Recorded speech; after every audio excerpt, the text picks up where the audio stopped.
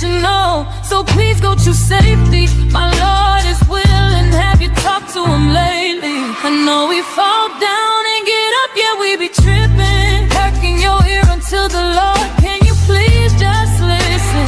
So much evil everywhere you look and turn.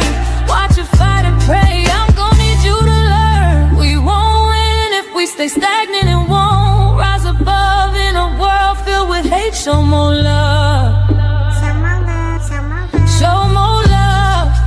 In a world filled with hate, show more love. This ain't a game, y'all. Enemy out here stealing lives, y'all. Playing our face and we distracted when we see them take they fall, y'all. Wake up, we out here sleeping and the enemy steady creeping. Can you hear me? Wake up or stay stuck. We need the light, and that's more love. Christ is that love. We need love, much more love.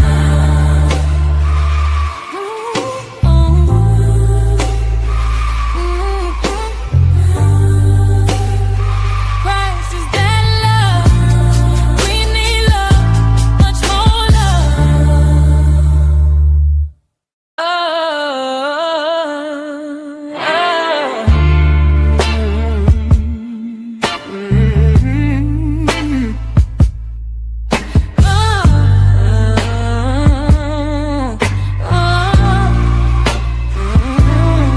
Don't really care what they doing over there. Doing my own thing, staying in my own lane. I'm not judging. You go ahead, baby girl, do you? Is it cool? It's cool. But I don't wanna be nobody else. I wanna be myself. I'm not a blending. I'm not a blended kind of girl. Telling how you could see the pain these people living in, all while trying to fit in. No true purpose, just paying off a temporary gain. Gaining the whole world, but losing your soul. I really hate watching y'all fold. Everything is conditional, so please go to safety. My Lord is willing, have you talked to him lately? I know we fall down and get up, yeah, we be tripping. Perking your ear until the Lord, can you please just listen? So much evil everywhere you look and turn. Watch you fight and pray, I'm gonna need you to learn. We won't win if we stay stagnant and won't rise above in a world filled with hate. Show more love. Show more love. In a world filled with hate, show more love. This ain't a game, y'all. Enemy out here stealing lives, y'all. Playing our face and we distracted when we see them take they fall, y'all.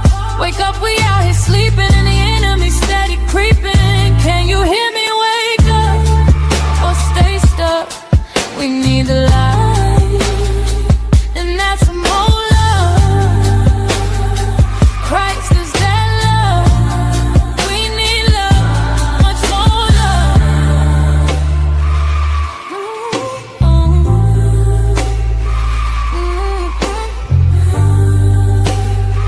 Christ is that love. We need love, much more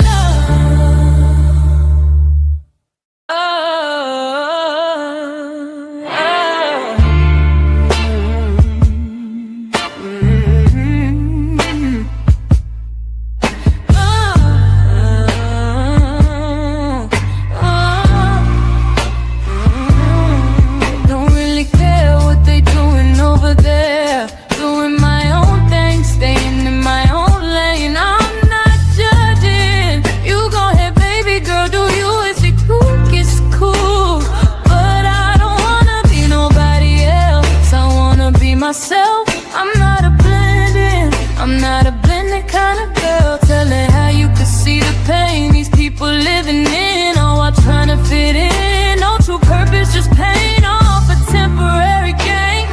Gaining the whole world, but losing your soul. I really hate watching y'all fold. Everything is conditional, so please go to safety. My Lord is willing, have you talked to him lately?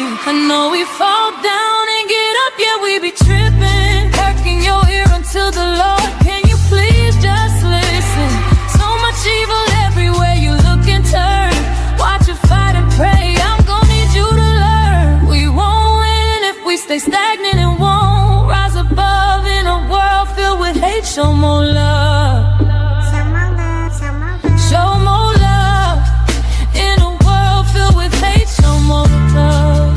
This ain't a game, y'all. Enemy out here stealing lives, y'all. Playing our face and we distracted when we see them take they fall, y'all. Wake up, we out here sleeping and the enemy steady creeping. Can you hear me? Wake up or stay stuck. We need the light, and that's some more love. Christ is that love. We need love, much more love.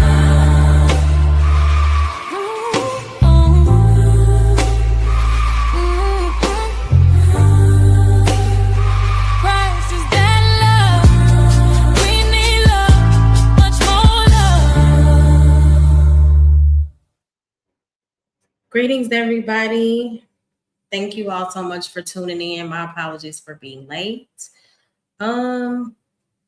So let me shout out to the chat. Hey, Irby, good to see you. Thank you for always supporting. Good to see you, Riaz. Hey, Kojak, good to see you. I know that you go to sleep early. I appreciate you being in the building.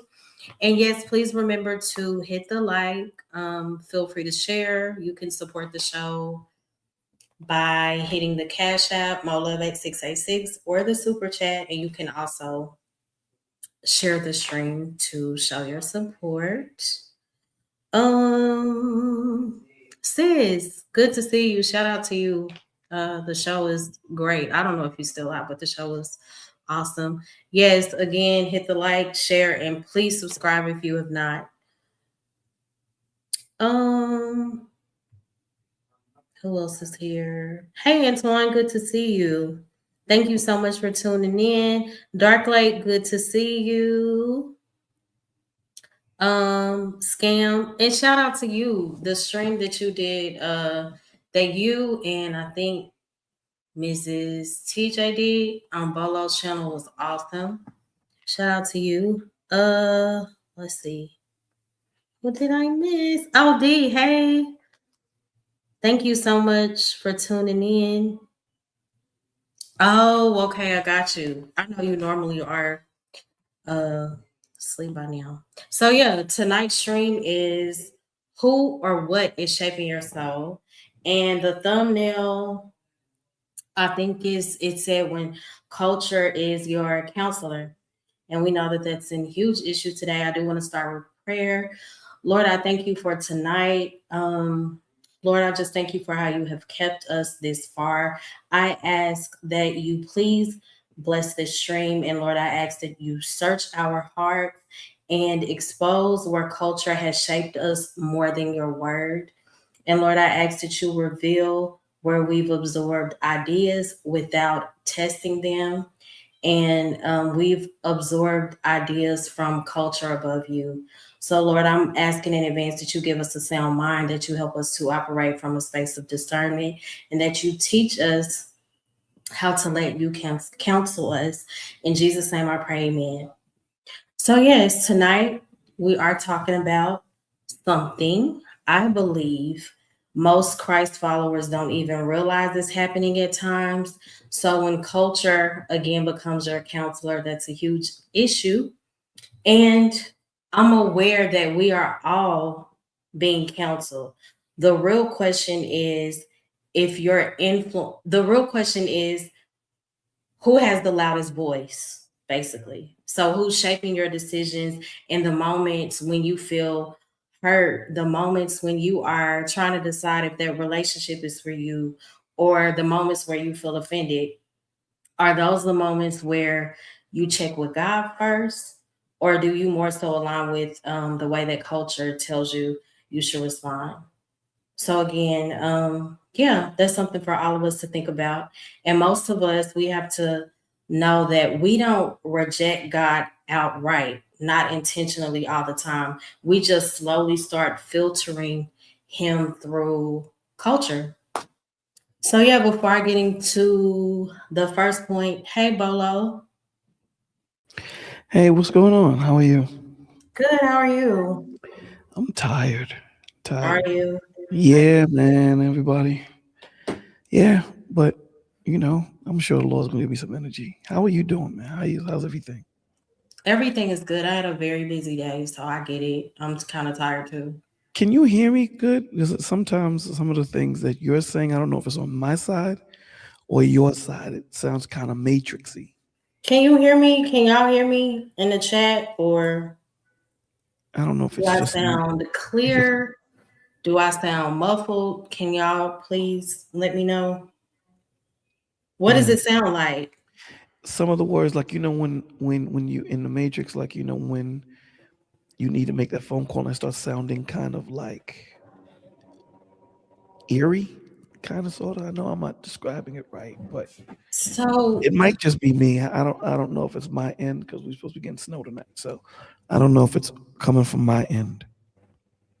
I don't know. Do y'all hear me okay? Hey, 84, good to see you. Blessings to you too. So, Kojak said the audio is clear. Okay, so then maybe it's on me. I'm gonna come out and come back in. Okay, cool. Yeah, so um give me a second. I'm texting my sister back. My apologies.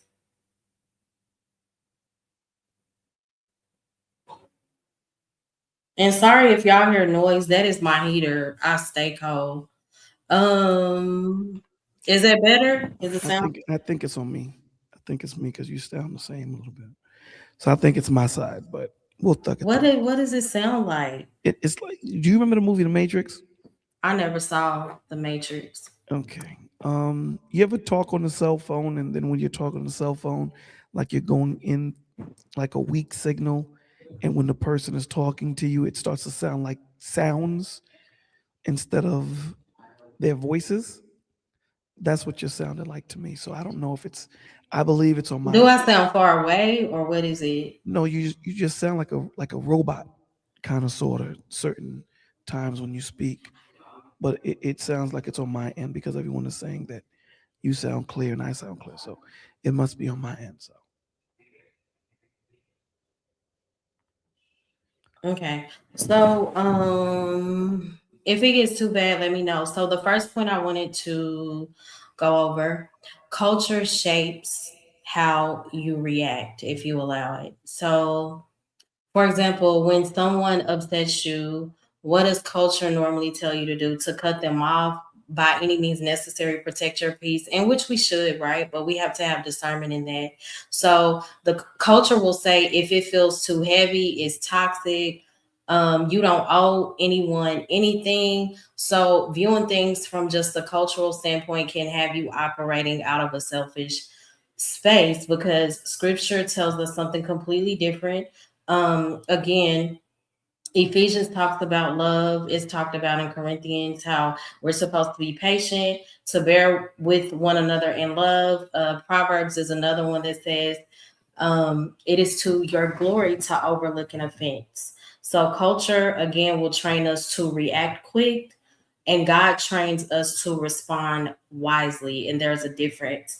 So, we have to know the difference because not everything that is uncomfortable is abuse, and not everything that's challenging is toxic. Sometimes it could actually mean growth. So again, the way that we respond, is it more so biblically aligned or aligned with whatever the trend is? And again, I mentioned how love is patient, love is kind, protect your peace, absolutely. But I'm saying within reason, right? Because there will be difficult situations. You go through turmoil in relationships. You have to know how to work that thing out. And the only way that you're going to work it out, um, the only way that you will achieve the best outcome is to keep God at the center and seek Him first above what you feel emotionally, because culture will teach you whatever you feel, be about that life. It's just about you. And it's so much deeper than that. And I think that's why we have reached the level of dysfunction that we're in now. What are your thoughts? um, I agree with you 100%. The little I have to add is Um, when culture becomes your counselor, it does not sit you down gently with wisdom. It scrolls you, it trends you, it pressures you, and it calls, Mm-hmm. and then we call that growth, right? Culture is loud, Christ is steady. One changes every season, the other is same yesterday, today, and forever. Hebrews 13:8. So you have to, what we're starting to learn, and if you haven't, we should, but we're starting to learn and understand that, if you're not rooted in this word, it is hard to understand his voice. It's hard to hear his voice and to know what his voice is saying. Right. You know, and it goes kind of sort of to what you were saying about which voice is loudest. So we have to ask the question, who is shaping your soul, Mm-hmm. right? Because somebody is. So you got to ask, is it culture or is it Christ? And I think, Right. each person has to ask that question to themselves. Mm-hmm. Hey Vaughn, good to see you. Hey E, good to see you. I totally agree. Oh Shauna, thank you so much for tuning in. I appreciate it. E, you did it? Are you sure that you have them on? I don't know, because sometimes I don't get notifications either. Who did I miss? I feel like I missed somebody. Oh, gee, good to see you. Thank you so much.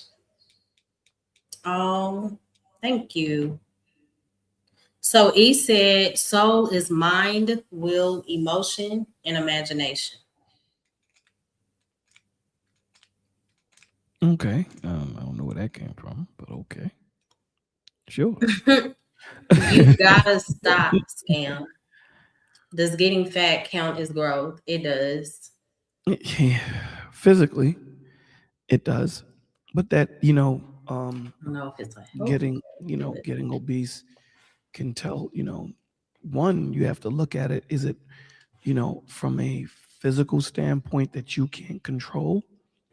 Mm-hmm. There's certain drugs that, has steroids in it, thyroids, different things happen that will make a person gain weight. Or is it a psychological issue? Oh yeah, So that, especially thyroid issues. yeah, That so there's will different, yeah, so it's different things that we got to look at it from different perspectives. So yeah. right. Thank you, Irby. Hey, Black Lexicon. Good to see you. Yeah, so that was my first point. Culture shapes how you react. So be mindful of the way that you respond. Make sure you seek God, and before you respond, ask, am I allowing God to um, cultivate my mindset, or is it culture? So point two is culture defines love by feelings majority of the time. So pertaining to relationships, culture will tell you if something is if something is intense, that it's real, and if the chemistry is strong, it must be destiny. And if you miss the person badly, it must be love. Well, what does the word says? The word says that again. True love is patient, is kind, and is not self-seeking. And we know that chemistry is immediate, and when you seek God, He'll tell you to be mindful and to pay attention to that person's character. And God will also advise you to implement patience, because patience is will be the thing to reveal that person's true character. And again, culture will convince you that attention equals love. I think that's a huge issue today. If we're getting attention, we equate that to a person loving us. We don't, sometimes you'll bypass looking at, okay, are they just giving me a little bit of attention? Is this person consistent with me? Do they bring me peace? Is there order in this situation? So again, a relationship can feel powerful and still be spiritually misaligned. So this is the importance of seeking God through those relationships. And on the flip side, if you look to culture to be your counselor, you will be in a position to just chase intensity.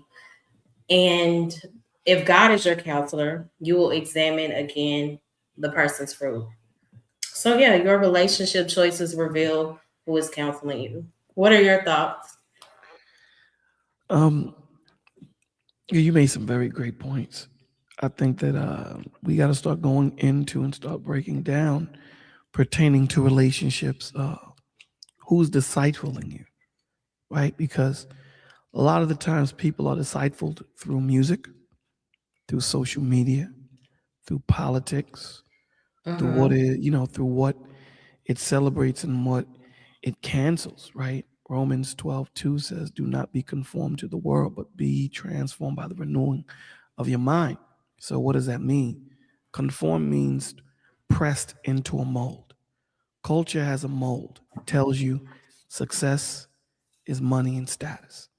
Love is emotion without covenant. Identity is self created. Truth is personal preference. Revenge is strength, and silence is weakness, right? Mm-hmm. But scripture says something very different, right? In Isaiah 9:6, calls him wonderful counselor. This is when Christ counsels you, right? Not Right. He's not a trending counselor, not a cultural therapist, not popular opinion. Wonderful counselor. When culture says, follow your heart, Jeremiah 17:9 says, the heart is the most deceitful. When culture says, Mm-hmm. do what feels good, Galatians 5:16 says, walk in the spirit and you will not uh, gratify the flesh. When culture says, protect your peace by cutting everyone off, Ephesians 4:32 says, forgive as Christ forgave. So culture speaks to your emotions. Christ speaks to your eternity. And that's the difference. And we need to keep that mantra and that thought process, in each stage of our life, right? Whether it be relationships, whether it be at work, whether it be in conflict, you know, Mm-hmm. um, Christ is our greatest counselor. So, yeah. Right. Thank you so much. That was really, really good. That's so true. Um, so 84 said, oh, and thank you for the scripture, E. I appreciate that. That's one of my favorites. And do not be conformed to this world, but be ye transformed by the renewing of your mind, that ye may prove what is that good and acceptable and perfect will of God. Absolutely. So 84, what about when religion or spirituality is your culture? I don't know about religion or spirituality necessarily, but I know that's a thing. I align more so with kingdom culture. Again, kingdom culture is being rooted in Christ. And I say, so what about when religion or spirituality is your culture? If you want to align it to kingdom culture, I think that is um, one of the most beautiful cultures to be a part of, because kingdom culture, keep in mind, it's not going to shift with whatever the headline is, and it's not going to bend to whatever the trend is, and it does not evolve with social pressure. So I believe that, again, being rooted in kingdom culture is the most beneficial thing to be rooted in. You And know what again, it's rooted in the character of Christ. you know As what you just defined? Philippians, huh? You know what you just defined? Mm-mm, I don't. You define truth. Mm-hmm. That's what it is. It's Right, truth. You just define everything you just said, described what truth is. It doesn't care who you are, it doesn't care how tall you are, it doesn't care what your color is, it doesn't care what your relationship is. Truth is truth, it doesn't bend. This culture right. that we So, live in today, it does. mm-hmm. Right. So I always say, kingdom culture.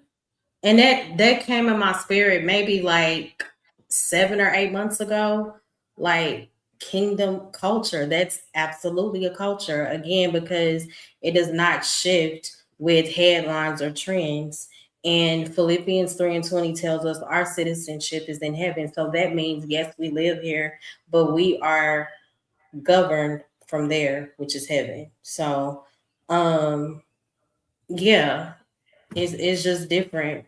It's not driven by what this culture is driven by, which a lot of times is the cycle of outrage or just always reacting immediately, no impulse control. So or whatever again, I move, think it's a whatever good thing. feels good, whatever feels good to you.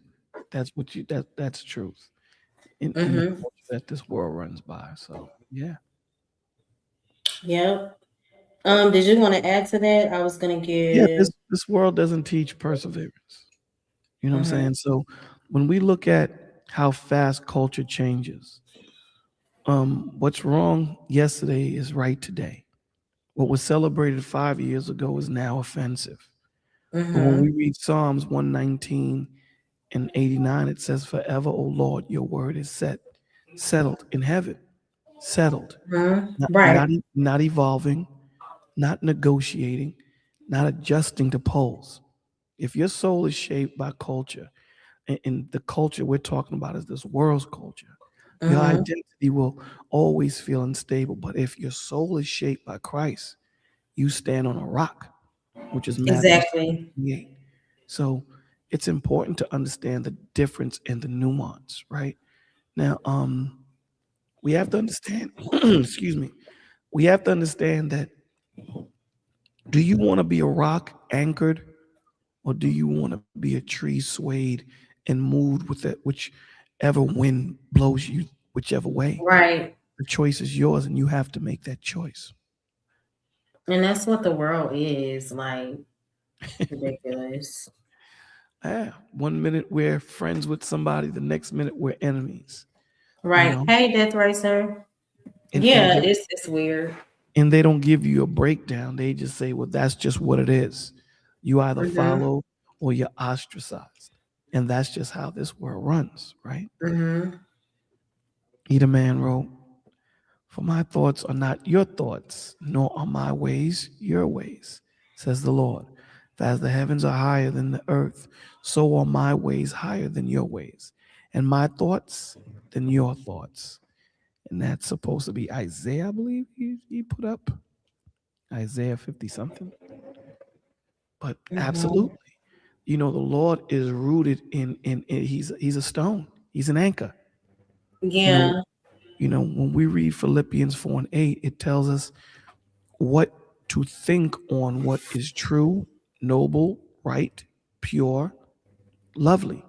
Culture feeds outrage. Christ feeds truth. Culture rewards performance.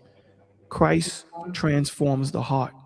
Culture says, express yourself. Christ says, deny yourself, take up your cross, and follow me.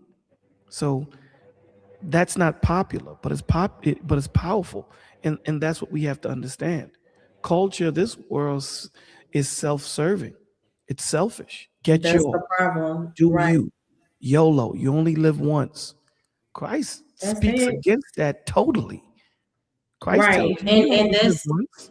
Go ahead. I'm hmm sorry. Go ahead. I was gonna say that's so true. Yeah, it's so kingdom culture again is not a mood. And that's what today's culture is based on a mood. It's based on what you align with politically. It's based on moral outrage. Things that lead us mentally, emotionally to destruction. So, again, kingdom culture is a governing ethic that's rooted in the character of Christ. It's a way of life. It's Hmm. breathing. It's breathing. And we have to understand the subtle drift, right? The Hmm. danger isn't open rebellion, because again, it's subtle. It's slow absorption.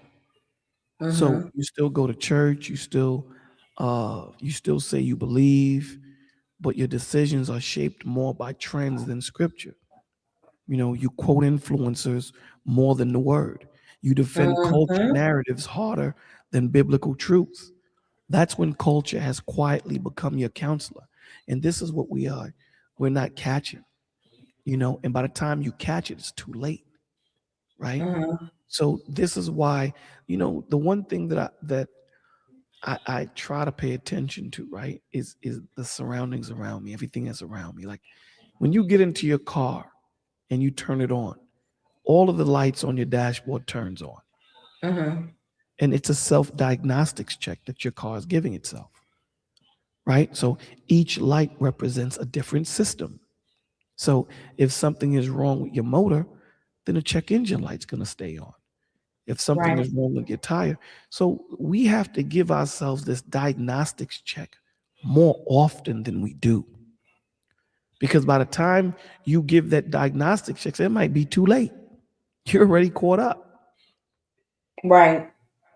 So we need to really start looking at ourselves and say, what governs us? What counsels us? Like you said, what counsels us? When I'm having an issue, do I run to the word, or do I run to Instagram? Right. So it's very important. It's very important that you need to be mindful of these things, right? Be mindful of your environment. Be mindful of what you allow to pour into you when you fall, because all of us fall. Everybody. Right. Everyone falls. And when you Mhm. fall, you're at a very vulnerable state. So whoever you have around you, whatever you have around you, is going to pour into you.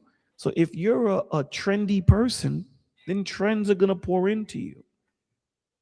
If you're a Right. person that's rooted in the word, then you should have people that are around you that are rooted into the word that's going to pray for you and pray with you. Yep, I agree. How do I sound? Do I I sound clear? forgot. You sound clear. I don't sound clear. Now you sound clear. I don't know. I guess Oh, whatever. so it was something temporary, I guess. I guess. But it was definitely on my end. It wasn't on yours. Yeah, because I know the chat said everything sounded clear. My voice don't sound weird. To me, It does sounds it weird. sound? It sounds weird But to me. how do you think it sounds weird? Like tired. It sounds weird to me. I don't know. Uh-uh, That not sounds to weird. me. You Sounds sound normal.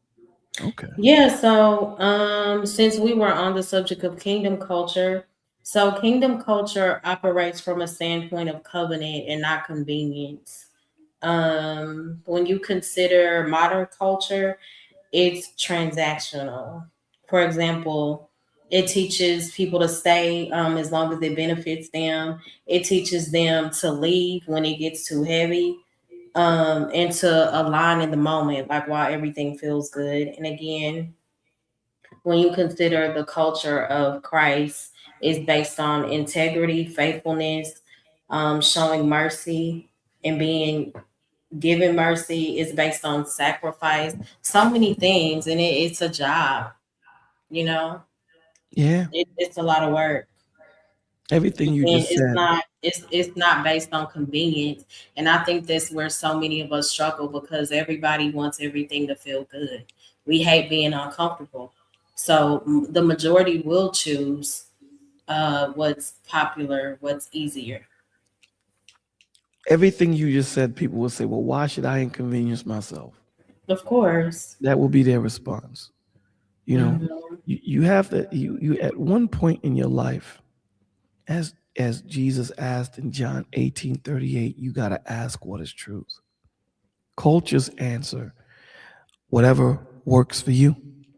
Whatever you feeling right now. If today you feel like a cat, then that's what you are. I was watching this video. I don't know if it was real or not, but this couple, they they they passed a stop sign without stopping. So the police officer came over and said, license and registration. And the guy got offended. What do you mean license and registration? Huh? He said, what are you talking about? He said, what do you mean Hmm. license and registration? You don't know if I'm with him. And it was two men. You don't know if I'm with him or not. He said, well, I can, that doesn't matter. He said, your license says he. He says, well, I identify as a cat. This is what the guy said. As a cat, He identifies as a cat. So he says, okay, if you identify as a cat, cats are not allowed to drive. Okay. So if you identify as a cat, then what I have to do is I have to call the ASPCA, and what they're going to do is they're going to take you. And then what they're going to do is see if you have been spaded or not. And you're going to have to get rabies shots and things of this nature. And then he looks at the passenger and says, you know, it's bugging me out that you're really thinking about me calling the ASPCA for this person.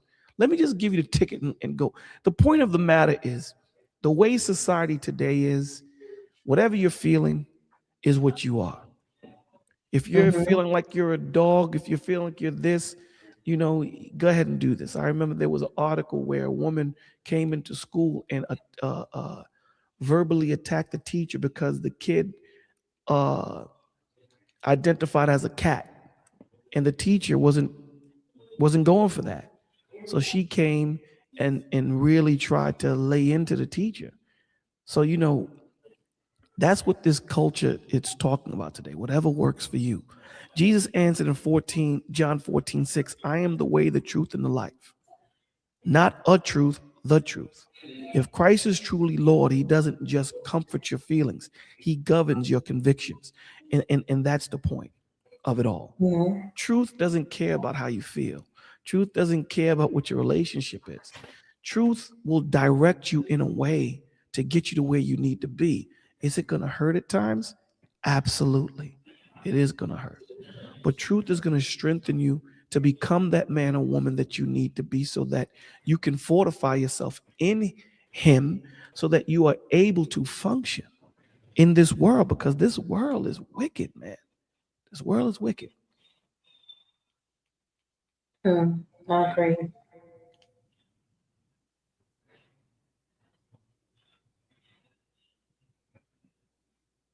Okay, so I was just looking over OG's comment. Who created evil?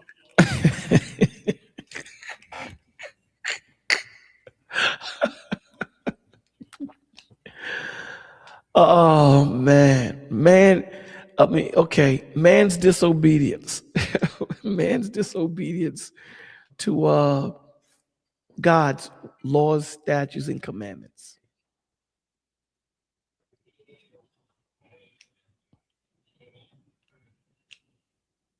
You have anything else you want to add to that, Mo? Um.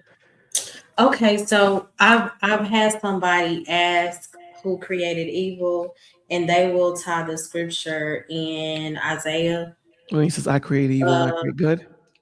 yeah, I Yeah. form the light and create darkness. I make peace and create evil. Mhm. So, context would be everything because isn't that God speaking about raising up Cyrus, Uh, right? And controlling nations. So basically, um the evil in that context would mean like calamity and not based on sin or wickedness. Isn't that more so well, God bringing the, judgment on kingdoms? the Lord, what the Lord is saying is, you know, if you are an evil person, you will Hmm. then be used for the Yes. evil to do what he needs to do. He will use you. Okay. Did the Lord create good and evil? Everything that exists, the Lord has created. Everything. Right. Thank But you, now, Irby. but now we're talking about the operation and the mechanics of it, right? Hmm. So that's the thought process um that I think OG is asking where he's trying to come from. Hmm.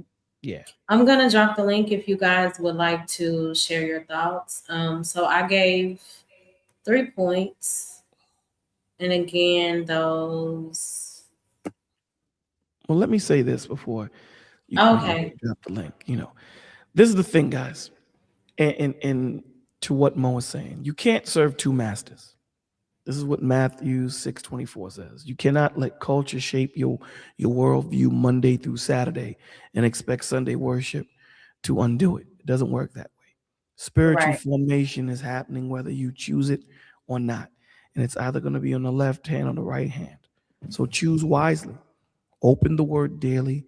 Test everything against the spirit. That's First Thessalonians 5:21. Let the Holy Spirit renew your mind because your soul is too valuable to be deciphered by trends. At least this is what we think, right? It's too Mhm. important. Culture is loud. Christ is eternal. One will fade, one will reign. So I'll ask you plainly, and this is a question to everybody. You ain't got to answer, it's rhetorical. When your decisions are made, when your opinions are formed, when your identity is defined, who is counseling you? Mhm. That's it. That's all I got. Yeah, so again, the whole point of this stream is to identify if you more so allow culture to be your counselor or the Lord. So yeah, and that would look like instead of us going on social media, as you just said, we choose to check God's word over what's trending in media. And sometimes we have to be honest enough to test our own bias. And a huge one is being willing to be unpopular, something that a lot of people are not willing to do. You Mhm. know, it's easier to just blend in and go with the flow. So, I agree with you 150,000%. It's mhm. easier to go with the crowd opposed to standing up and saying, I'm not doing this. It's easy, Yes, you and know? I think pride. I believe pride is another issue. It takes humility. You know, in Ooh, order for you to truly let God counsel you, it's going to require humility. It's going to require you to slow down, and it requires admitting that you can be influenced sometimes without even realizing it. I think you said something that was so important. I think that we should let it marinate just for a second. I think that what you said was we need to slow down. That Hmm. right that right there is so important because when you're in your pain, and this goes for everybody. This is not subject to any one person. This is all of us. When we're in our pain, we want to get out of it because a lot of the times when we're in our pain, things move so slow. Right. It just does, right? But when we're having fun, things move fast. How many times do we say that? You know, when we're having a good time, things move fast. Hmm. And again, we want to get out of it. But there's something there that the Father wants us to learn. There's something there that is that needs to be uncovered, right? So when you say we need to slow down, that is so important. We really need to slow down and meditate. What is it that the Lord has asked or the Lord wants me to know about myself in this moment? What is it that's going on that I need to ask? You know, it's so important, man. And I get it. No one wants to be on the hot seat. Believe me, I've been on the hot seat and I still get on the hot seat at times. Nobody wants to be on the hot seat. But the hot seat is a needed necessity for us to get to where we need to be. Yeah, I agree. Um, what did OGC. I'm trying to see? OGC said he has a follow-up question. Okay. Uh, is evil a spirit? Absolutely. Uh-huh. Would you agree? Yes. Okay, I would definitely. say that evil can be, see, people will try to get deep with it. You have evil spirits. You do. Uh, you would have like malevolent spirits, um, spirits that cause harm, that are negative, um, mischief. You know, you look at Satan, demons. So to what Mo just said, 100%, yes, they are evil spirits. Yeah, I mean that's what we are. Spirits. You either choose to align with left or right, Christ. Mm-hmm. or Satan. Vaughn says, yes, evil is Did considered you read? spirit. And he says, Mm-hmm. did you read the scripture I posted from the book of Isaiah? I got it. I see it. This one. Isaiah. Yeah, Isaiah 45:7. I form the light, I create darkness, I make peace, and I create evil. I, the Lord, do all these things. That was the Mhm. scripture you were talking about. Yeah, it was because a lot of people say no, God did create evil, but the He context of that he matters. created everything. There's nothing that the Hmm. Lord didn't create. He created everything. But now you have to look at the context of how and what it was created for and how it moves. You understand? So people just want to arbitrarily pull out that scripture and not understand what that scripture is to his sovereignty. When you look at that scripture is to his power. That scripture is to he is that guy. There's no one above him. Okay, so you have to understand. It's the same way when he says, I lift my hand up to heaven and see no one next to me, right? And I'm paraphrasing the scripture. That's to his sovereignty. That's what he's speaking to. I don't have to talk to nobody. I do what I want, period. That's what it's speaking to. Now, when you start to get into the character of God, the character of Christ, now you start to get into the nuance of the scriptures that these people use. So yeah. I hope that brought a little clarity to it.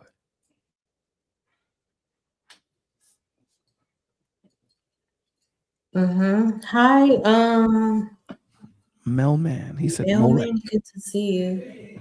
He said, now you Molech was right the first time you said it, sir. Molech was right. That was a deity that they would sacrifice children in fire. You know what I'm saying? So yeah, they did that. Uh Vaughn says, just like he says, I swear by my own name. That right there is crazy. When you look at that, when you sit down and analyze that statement, that there is crazy. You understand what I'm saying? Mm-hmm. Like to be able to say, I swear my own name. There's nobody else for me to swear on. Right. There's nobody for me to swear on, baby. So I swear my own name, my G. For my name's sake, I save you. Because you know how we say it, for God's sake. No, for my name's sake. There's nobody there for me to lean on. It's me. It's me. That's talking to a sovereignty. Yeah, that's powerful, man. That is powerful. So yeah, Mm-hmm. so you have to understand that this world speaks to this world speaks to the tired, to the lazy. Because the Lord, I know we said here that the Lord don't deal with weak people. The Lord don't deal with lazy people neither. Are there Right. That's times when we're true. tired? Are there times? 'Cause I don't want people to say, "So what do you mean, man? We don't get tired?" You know what I'm saying, Mo? They'll say, "What do you mean? People don't get tired?" No, people get tired, man. But the Lord don't deal with the lazy cats that don't want to get up and work. Cats that don't want to get up and do what they need to do to get to where they need to be. The Lord don't deal with people like that. He tells you, Right. if you don't get up and work, you don't eat. So when this world tells you, oh, now do as thou wilt, right? Taken from the book of law from Aleister Crowley. When he tells you that, you know, don't persevere. Just get up and leave. See, the Lord don't tell you get up and leave. He tells you persevere, figure it out. Because what you don't understand is you're going to find out more about yourself than you would if you just picked up and broke out. Now, are there Mm-hmm. situations where you need to pick up and break out? Maybe. But the point of the matter is that wasn't the first step, right? It took you a minute to get to that point. And through that, you were molded and you were casted and strengthened in these moments, you know? So it's very important that we understand that there's a difference on why the Lord says what he says and why he does what he does. It's very important, because again, the world isn't going to save you. Right. The world isn't going to die for you. The world isn't going to hold you when you're broken. The world isn't going to do that. The world didn't sacrifice itself for you. Christ did. Christ did. So you have to understand that. We have to understand that. Yep, I agree. Um, Give me 1 second, please. Okay, I'll rap for them while you go. Okay. So yeah, guys, we gotta understand that this is not an easy thing that we are in, right? This is not an easy thing that we're in. What we're in today, it is hard, and we understand that. And when you have that mindset of understanding that it is hard, then you can set yourself up for a situation like that, right? When you already have your mind made up that, listen, man, this is a hard situation and this is not going to be easy for me to get out. Then you're ready to kind of thug it out, as I say all the time. You're ready to thug it out through the situation. But if in your mind you've already created this thought process of, you know what, man, if it gets too hard, I'm out. You've already the fight's already lost. The fight's already lost. And in a situation like that, if I had to go on a mission with a person like that, I don't want to go on a mission with that person. If you're already, how do they say? If your spirit is already destroyed and you're already ready to keel over and die, so to speak, I don't want to go on a mission with you. I need someone that's going to fight. Even if the mission is something that we can't accomplish. We went into it thinking we could. And what does that mean? That means when you think that you can do something, that means nothing is going to hold you back. That means that you are open and apt to any idea to figuring this situation out. But if you've already thought about giving up, soon as some little travesty happened, oh man, I told you we wasn't supposed to do this. I told you, you know, you're a pessimist.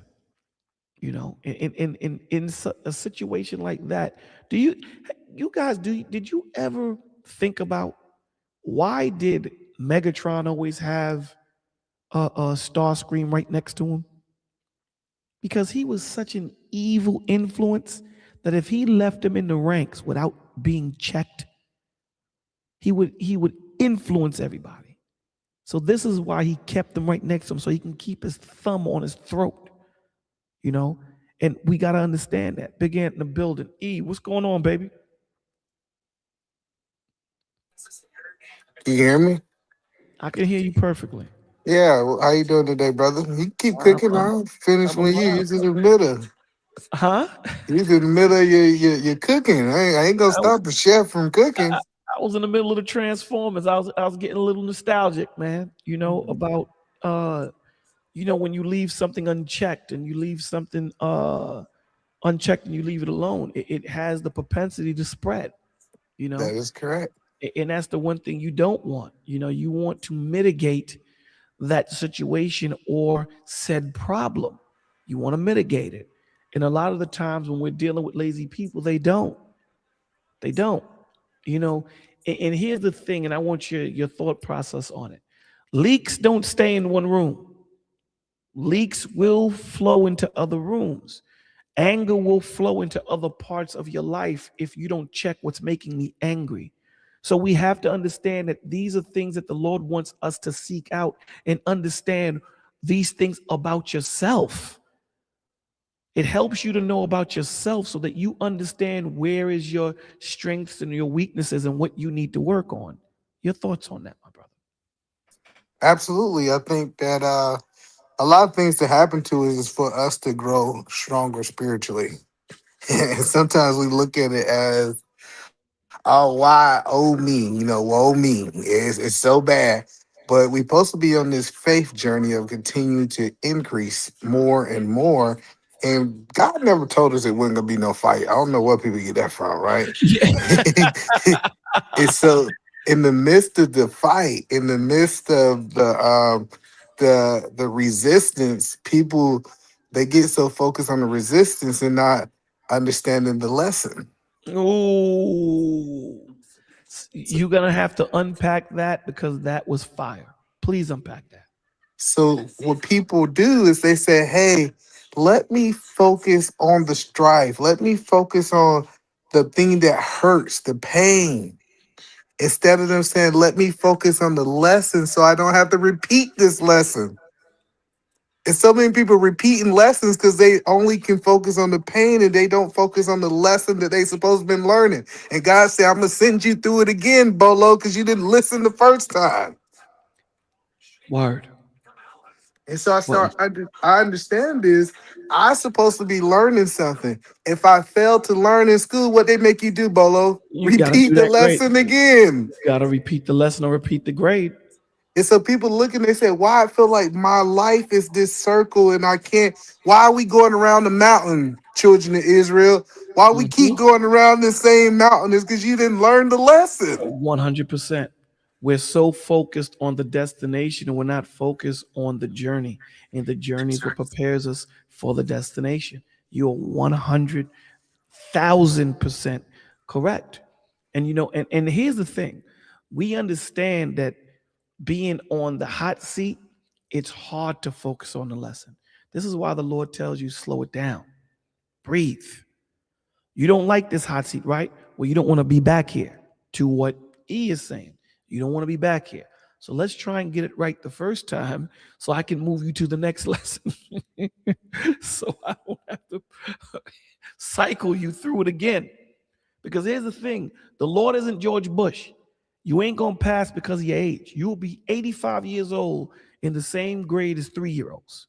You're not going to move past. You're going to continue going through that lesson because he can't use you if you don't learn what he needs you to learn. And that's what's important. He can't use you. And you know what that brings me to, E? There was an interview that they asked Michael Jordan. It was like, yo, why is it that, in buzzer beater situations and high intensity situations, you're so calm? He said, that's how I practice. Did I practice for that? So that when I'm in those situations, it's a mindset. And let me give you an example of that. Here it is. E and I are playing a game, and we're playing a 3-quarter game. 3 quarters. We're playing basketball. Okay? And E is at the foul, the free throw line. He, being that this is the first quarter, he doesn't have a problem shooting a free throw shot, right? We're neck and neck, tied game. 3rd quarter, 5 seconds left. Now he's back at the free throw. What's the difference? Right? 5 seconds left. He's nervous now because there's 5 seconds left. Situation is the same. Perspective is what the situation is. That's what changed the perspective. The perspective. So if you prepare yourself for those kind of situations, when you find yourself in those situations, you'll be able to think calmly. You'll be able to respond opposed to react. What are your thoughts on that, Eda Man? I think that's absolutely correct. First of all, you got to train yourself to be a closer, right? I don't know if you know, Bolo. I like to go play a little pickup basketball every now and then, Oh, here right? we go. Challenge. So, It's not like a challenge. we was playing pickup basketball a couple weeks ago with some young guys. They weren't young. They was like 20, 25 years old. We playing. I missed a couple of shots, and we playing basketball, and then we had game winning point. And the guy came up to that. He said, He said, "Hey, Unc," they call me Unc. They was like, "Hey, Unc, you've been missing it all night." So I had to teach him a lesson.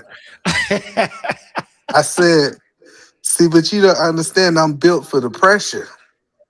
So I hit him with a little razzle dazzle and hit it in his face. He said, "Unc, why you had to hit it in my face like that?" He said, "Because I was learning the lesson while I was playing. See, just because I was missing the shot, I was adjusting my shot. And you became a prisoner of the past when I missed that shot." Ooh. And so that's the thing that I try to help people understand is that You was this thing learning. called the lesson I'm learning. I was like, okay, I overshot that one. That's why I'm hitting the back of the rim. Oh, I didn't, I airballed it because I didn't give enough power. And I'm learning the lesson. And when it got time for me to be able to perform what I was learning, he was like, he thought I was a victim of the lesson because I don't lose that I learned the lesson that I was going through throughout that whole game. Okay. And that's why I had to hit the game winner on him real quick. Did you see what your man OG Speed wrote? Evil E man, tell the truth. You was playing pickup basketball with a bunch of old people. Actually, I like playing pickup with younger people. I I I heard OG. I know OG. I like playing with people that's faster than me, quicker than me, because it causes me to be able to have to go to a skill level. Absolutely. You gotta match their skill. You gotta Yes, move up. so I gotta think faster because I know this guy's quicker than me, but can I outplay him from a skills point of view? Right. You gotta And so that's play, kind of you gotta play to your advantage. You gotta play to what you know, opposed to playing his game. And that's what happens to a lot of us. A lot of us, like what you just said, I think is so important that we unpack it a little bit. That, here it is. These youngins might be faster than you, but you got more ball IQ. So you got to tap into that more ball IQ to use it to your advantage because he doesn't have it or she doesn't have it. And I think a lot of the times we get caught up in playing their game opposed to staying rooted in what we know and how to play our game. What do you think about that? I think that's absolutely right. Because in this game, I know at the beginning of the game, they lighten the three up, but you live by a three, you know what you're gonna do? You're gonna Die die by the by three. it. Absolutely. And everybody was like, they was like, oh, Mr. Fundamentals. That's what they kept calling me. Mr. Fundamentals, pass it down to the block. Big man make a move, 2 points. 3 points, 2 points. 6 points, 4 points. 9 points, 6 points. They said, we taking off. I said, okay, wait till we get to the end of this game. Because one thing I know about that big man, he got about 89%. Listen, he 89% down there. Your threes gonna wear off Right. Right. in a matter of time, right? Because Right. nobody, even Steph Curry, ain't shooting 89%. But we gonna look at somebody like Embiid. Embiid got 89% because he's on the block. Right. And so what I realized in this whole process is run your race and play your game. At the moment, they might look like they're ahead of you and they might be winning. But give it enough time for God to show up on the scene. And he'll show you being consistent and doing what he say do will outweigh it will always outweigh anybody worldly experience. I agree with you 100%. 100%. I I do agree. want to comment on what you and Mo was talking about earlier too. Talk about it. Talk about it. Because I think there's a key that the enemy have been so strategic at doing to be able to stop a person from having kingdom culture. And the one that I talked about, Proverbs 22:6, train up a child in the way and he should go. And when he is old, he will not depart from him. I The love prop, that. go ahead, Mo. No, I was saying I love that. That's one of my favorites. The what I have learned about the enemy, the biggest goal that he can do is to get the parent offended, to remove the kids from the structure of learning the kingdom culture. And when you start understanding, because when do you learn our kingdom culture? You learn it as a child.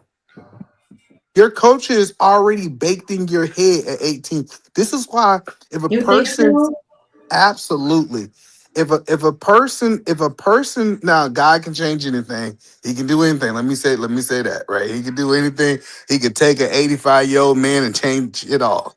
But if you look at what's going on in the world, the goal, not the new trick, but a trick that I'm seeing the enemy do the most now.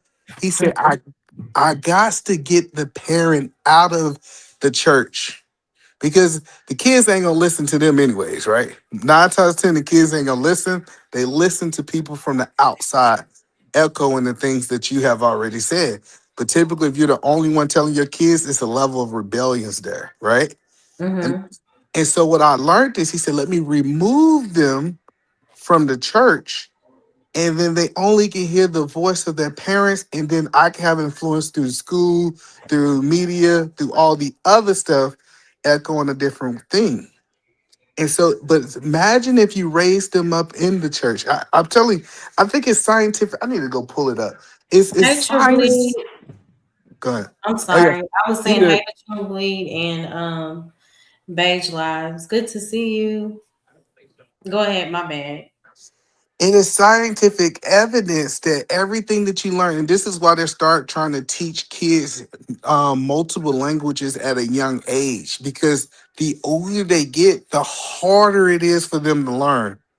So if we don't teach the kids, especially when we start talking about these kids, if we're not teaching these kids kingdom culture, you know what they're learning? Worldly culture. Exactly. And then what we do is we let the devil from 0 to 18 teach them a culture of the world. 'Cause, Yeah, Yeah.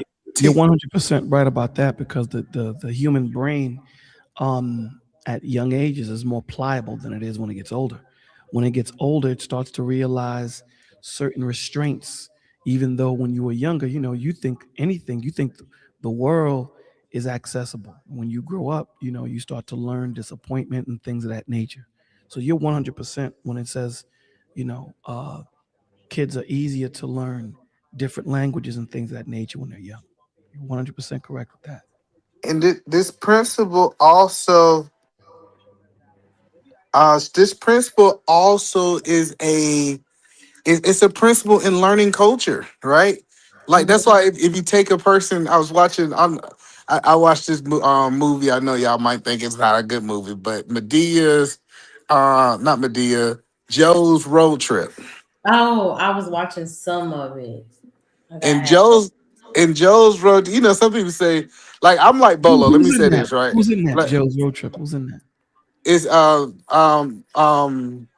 what's his name? The guy Tyler Perry. Okay. And listen, let me say this first. I believe what Bolo said last week is so strong and a lot of people don't believe it. I'm gonna repeat it. He Mm-hmm. says that his foundation is in the Bible, so he can go anywhere and get a level of wisdom and understanding outside the Bible, right? Let me say that first, right? So he said his foundation, so you got to have a foundation in the Bible so that you can be able to find wisdom in other places, like reading a book that's not biblical, right? That's what I mean, right? Hmm. So I was watching this and it was talking about how in this movie, I'm gonna paraphrase it real quick, how they removed this black boy out of the hood, away from black people, and they only put him around white people. And then he didn't even understand black culture. And the whole movie, in so many words, is trying to reteach him a culture that he was never around. That's what the whole thing's about, right? And I was looking at movies and thinking about it. I thought that's how people do in the kingdom. They remove their kids for 18 years from being around God because they got offended. Some preacher made them mad or somebody did the wrong thing, which every time they talk about God, they always talk about some man. I say what they got to do with God, but that's neither here nor there, right? Mm-hmm. So what I have learned is the one thing the enemy says, turn your kids over to me for 18 years, my love, and then it's good to reprogram them. It's going to be one of the hardest, not impossible, but one of the hardest thing that person has to go through for the rest of their life because he got them in their foundational years. Yep, that's so true.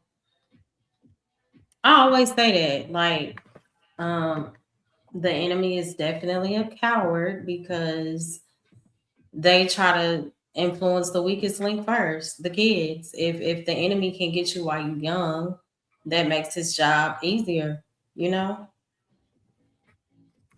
I definitely agree. Yep, and that's the. So Antoine, about that, no, respectfully, I had no clue of what took place the other night, but no. What were you saying?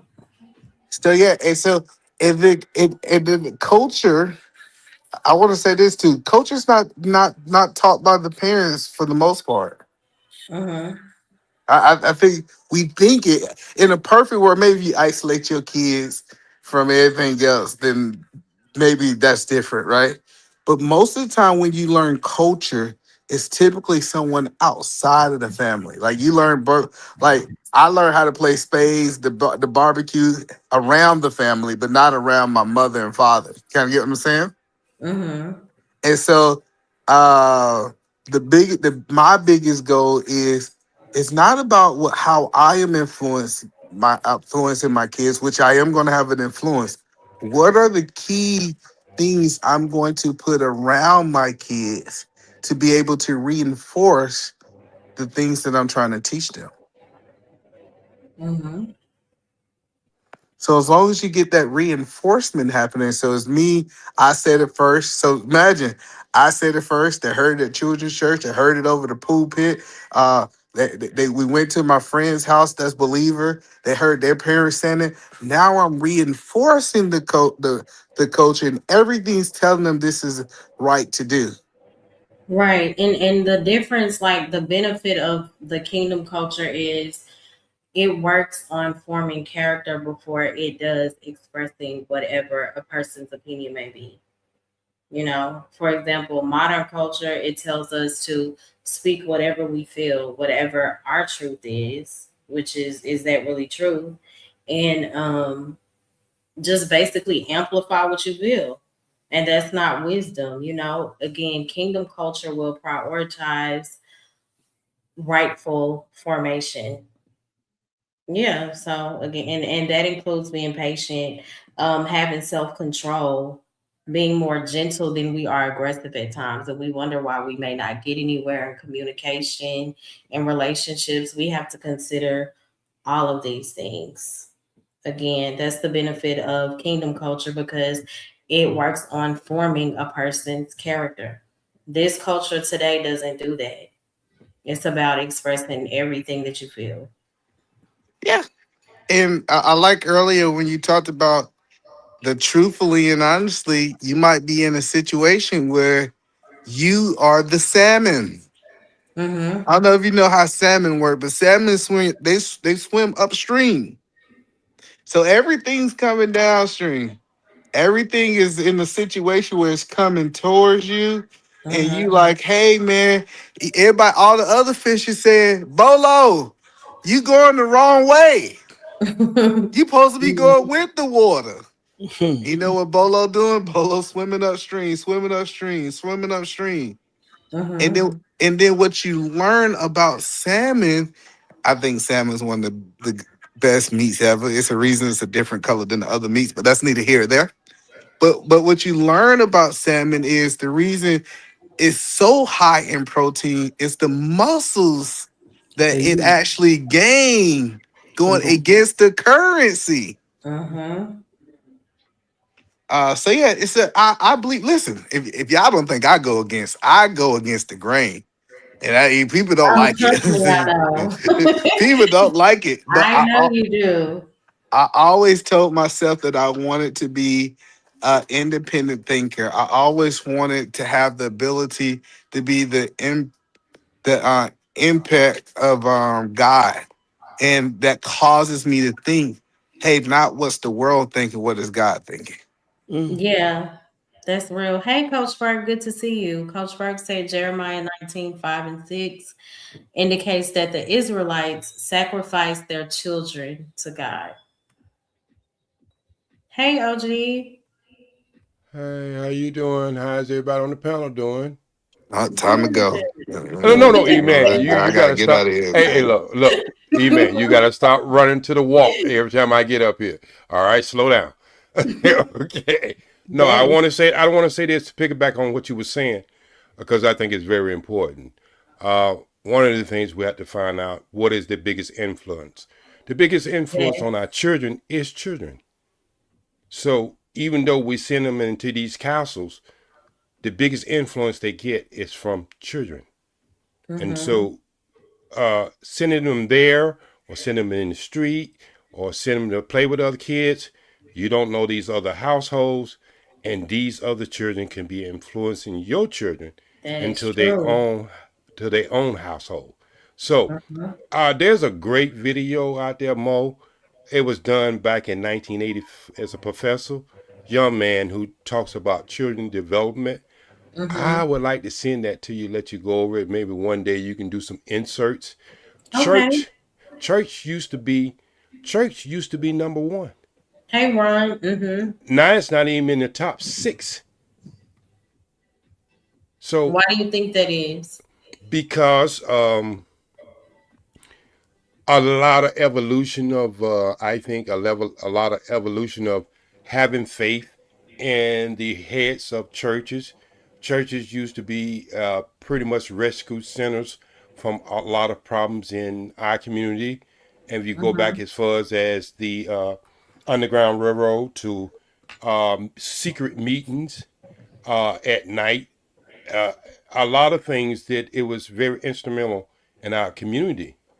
At some time, it became, for some reason or another, a proper, certain type. Hold on, I gotta stop somebody from calling me.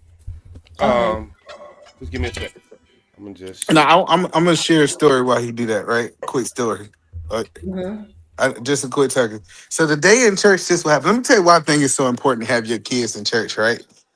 Today in church, I don't know how I was the only one seeing. I saw it, but it was a young man coming to our church. Might be can't be no more than 9, and he Mm-hmm. had a black bandana wrapped around his head.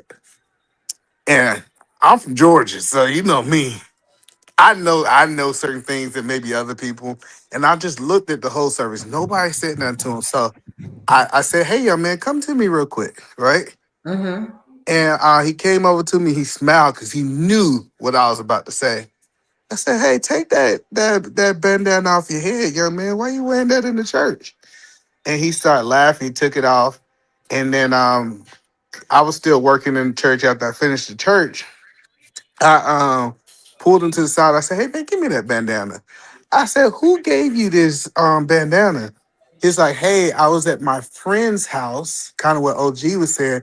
And his dad just got out of prison. He had a blue one and a black one, and he showed me how to put it on my head, and he showed me what it was. So Mm-hmm. I took the bandana from him, and I went to his mother. And I was like, "Hey, did you know that your son got this bandana? He got it from some dude that just got out of jail." She had no idea what was going on. She said she didn't even see the bandana on his head. I Oh, asked another wow. I asked another guy. God told me I didn't see it on his head either. And so sometimes I think parents are not even aware of what's going on with their kids. And having them around other believers, and I get that some churches ain't right. We all agree on that. But having them with believers that are sensitive to the anointings, right? Mm-hmm. And I'm telling you, having them around those group of people who can be able to straighten things, because that was a seed in that boy. That man who gave him that bandana had a plan. It Mm-hmm. wasn't accidental. So that's what I'm saying is having them around a godly environment can correct a lot of things that a parent might can't see. Yes, Yeah, that's why it takes a village. That's so true. Hey, sis, thank you so much for tuning in. Yeah, please remember to hit the like, share, subscribe. You can support the show by hitting the super chat or the cash app Molove 8686. So Bajla, oh, go ahead. you was asking the question why you think it changed. Mo, if you want me to finish answering that question, That was a beautiful story, and I think it enhanced what I was talking about. E-Man has just got to talking about. I think there's came a time back in the day that churches was not really in competition to each other. It Mm-hmm. was preachers who know other preachers who would invite other preachers who would invite other preachers as long as the word was given out. I think Right. when it churches became this money making machine, I think when Mm-hmm. churches became this my church bigger than yours, we're not for the people anymore. We're for showmanship now. So Oh, that's that's and true. so when I live in California and I can go down the block and I can get to hit memory lane. I see a lot of Spanish people in California. They have these little holes in the wall, these little churches, and sometimes they in there at 2 and 3 o'clock in the morning time, and that reminds me of what I came up with. And so what Mm-hmm. I'm saying is they don't care about if the front of their church look like a store never opened. They got people in there praising God all night long and all day long. So what I'm saying is sometimes even influencing children, sometimes because I know I can just give you my own personal story.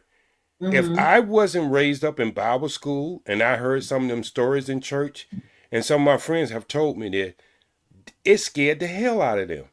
They Yeah. went to church and they was told that the water was going to turn to blood, and they were starting to have nightmares because they didn't go to Sunday school. Their mothers and father only took them to church. They didn't go to Sunday school so they could kind of like spoon feed these stories to these children. Mm-hmm. Yeah. You're leaving a child to the world is on fire and the thunder and light, and the child has imagination all the while. That child is having nightmares thinking about Mm-hmm. what he just learned in church. So we got to be Right. very particular about what we associate our children even with the stories. We got to carry them to Sunday school so they can be spoon fed.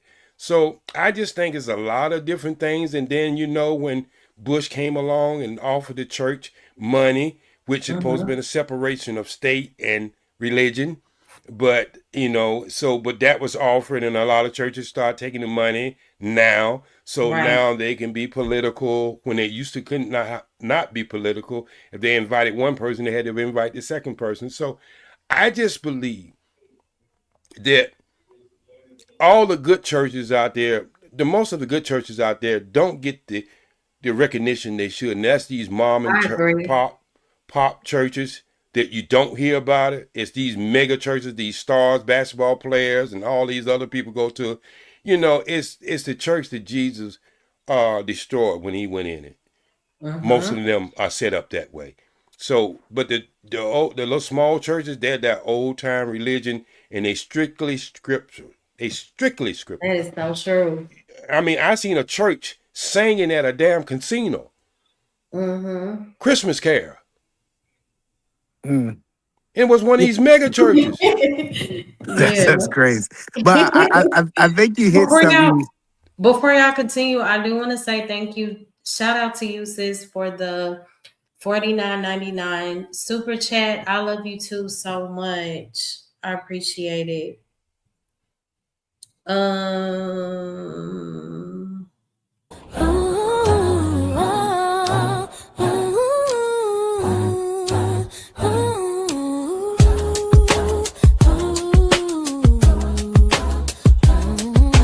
That's what's up.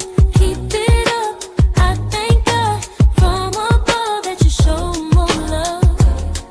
That you show more love. Cash flowing, spirit going, the support. Keep it going.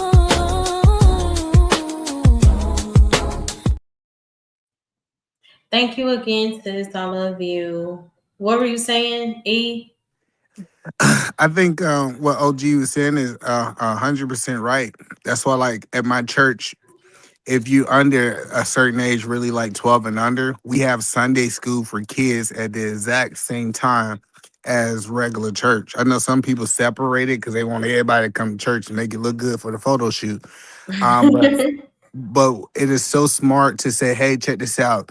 I need you to eat at your level.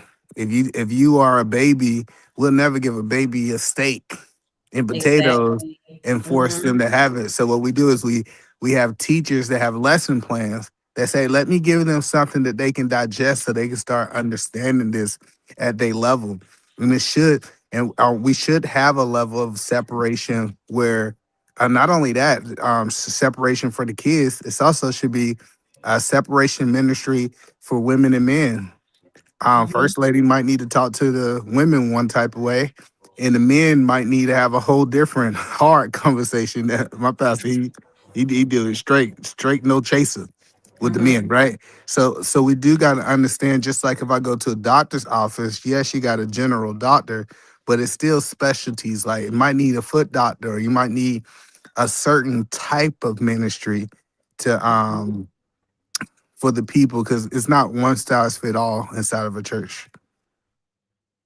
Definitely, I agree. Have you know Molo? Have you noticed, just in your life, the less the power the church have, the more they come up with these titles for mental illness, when most people used to get counsel Mm. for churches. Repeat the question. You said, "Do I notice that Have most?" you noticed Mhm. when the churches start losing their power? Because used to be when we had problems, relationship, all kinds of stuff, they'll say, "Well, we need to call pastor on this." You know what I mean? And he would have Mhm. counsel.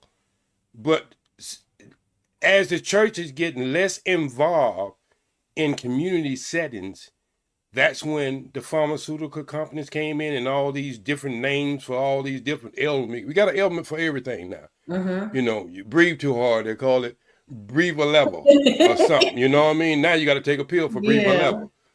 Ain't no such thing, but you know they can make you Mhm. convince you that. So I'm just saying, um, the more that you relieve yourself of the creator, the more Dr. Frankenstein comes in and want to make you well. Yeah, Mhm. I think you're 100% right because in Acts it talks about the church supposed to be the most powerful thing in the earth, right? So Mhm. if the church ain't the most powerful thing, that means there's something else gonna be more powerful. And if that powerful thing outside of the church is influenced by money, aka pharmaceuticals, and like he's right, like even when I start seeing all of these kids being diagnosed with what's that thing called? Not all time. What is it called? What is Mhm. it? What is it called? AD, Not attention, ADHD. no, attention disorder. What's the What? one that they've been diagnosed with? Most of these kids now. No, it's not that one. It's the one where they on the spectrum. Um, they call it the spectrum. I don't know. Uh, dang, what do they call that thing? It's like they be like that child's on the spectrum, and it's like a spectrum. Mm. What is Dr. Emo when you Autism. Autism. That's what it yeah, is. Thank you. Thank you. I was trying to figure it out. Okay, they were saying it in the chat. Oh yeah, yeah. autism. I didn't see it until now. Autisms, right? We Mhm. didn't see a whole bunch of kids with autism when we was growing on. Like some of these things that's going on in the world, kind of what OG point is, it's spiritual. It is also what people put in their body. I'm not knocking that, but it's also a spiritual thing that's happening to these kids. And so, like, those are the things that we got to kind of be mindful of is how can I first of all be awareness this OG strength is what am I putting into my actual food and body and digestion, especially from the pregnant moms, and what spiritual attacks that these people are going through. And when we start understanding the power of the church back in the day, a lot of this stuff was cut down. Mhm. And now we start asking ourselves is in certain areas, what are these churches doing if you have these high, like, I So believe my this right here. question is was it lack of information, or Nah, it's is different. it Is it because was it avoidance? Because back then it was ain't nothing wrong with you. And No, I no. think that we need to bring light to that too, Yeah, because but yeah, sometimes these there things are is. clinical. Yeah, there are certain cases like that, but you got to understand, it goes back to the one ailment: follow the money. Schools get bigger federal funding. Yeah, Parents that's get true. bigger check, $1,400 a month, if they can get the benefit of the school to get more money. Special teachers, more money. For the parents, it's more money to run her household or their household. A $1,400 check comes from the government. So what I'm trying to say is, they made it a money proposition, I and agree then you with got to that. understand. And then you got to understand. Here's a parent who's going to school. You got the principal, you got the counselor, you got the nurse, and you got these people sitting you down, telling you something about your child that you say was a genius before he ever walked through them doors. This child could Mhm. pick up on things, could do things around the house. I mean, just as smart as a knife in a drawer. But all of a sudden, this child get into a school environment, and he's slow on Mhm. everything. So, what did that say about the school? It says a lot about the school because, as a parent, anybody who's a parent know that all children don't learn the same. See, that was a Exactly. major mistake right there. Trying to Mhm. put all children on the same curriculum. Some children learn by visual, some children learn by memory, and some children just have a knack to learning. But Mhm. if you're trying to put them all on the same curriculum, then you go see that there's going to be a lot of failure because you don't understand. Like, just take some of your friends. Some of your friends, you can talk to them soft. Some of your friends, you have to almost cuss them out for they even make you understand that you are serious. You don't know what kind of child environment Yeah. that child been into, and then you go try to put them in a what we call a induced school that is inducing their minds under the same curriculum. And we know we come from different backgrounds, different cultures, different everything, but we're saying to them children, you all supposed to learn on the same level and the same speed. So now when a child is not learning from that, now the principals come to that innocent person sitting in the office who is look, you got to understand, you got them people looking at you. These supposed to be professional. Here you are, just a mom or a dad or whatever. You don't know really what they're talking about. So they're convincing you the only way that your child will be able to learn, he has to be in these special classes, he has to be on this special medication, and for you that we understand you're gonna need help because Mhm. we gonna send revenue to you, your account, but they ain't telling you that they're getting extra $5,000 to $15,000 for that child Uh, each year. And you So OG, know don't hold on. what? OG, don't go over that part. But we Even go send money to your account. This is why most people sign up for it. It yeah. wasn't about no medicine, no small class. I had a mhm. neighbor. She had 4 kids. She would get her rent paid, everything. She said, "Hey, since you got them issues, we're gonna send you this check. And Mm-hmm. when we give you this check, $3,000 check." She said, $3,000. Mm-hmm. Oh, now it come down to how much I'm willing to sell my kids for, and that's what happened. Yeah. So Mm. intimidation, more Mhm. money, and everybody gets to win but the child. The child is the only That is person so losing. sad. And then outside of the financial standpoint, consider mentally what that does. Like It I'm talking burn up the about the brains. You correcting it. withdrawal symptoms if they're trying to lower the dosage. It's just so Hmm. many other factors. And the child get to choose his own drugs when he get to be 18 because he's been on drugs ever since he was in the first grade. And some of them drugs, the same thing. Some of Right. that, That's what I'm like Okay, just but what? do saying. y'all But think that some children actually need it? no, Nah, I no. Can I tell you I something? don't. Mm-hmm. Can I tell you something? I have took the I have taken some of the worst children on this earth and gave his mother or father a recipe, chamomile tea, not that stuff you get in the tea bag, but when you actually get the flower.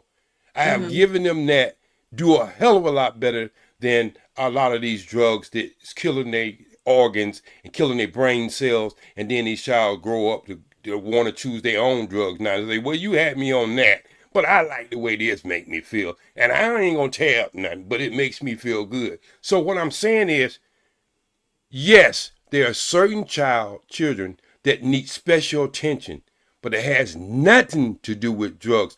And in California, where I'm at, they drug first.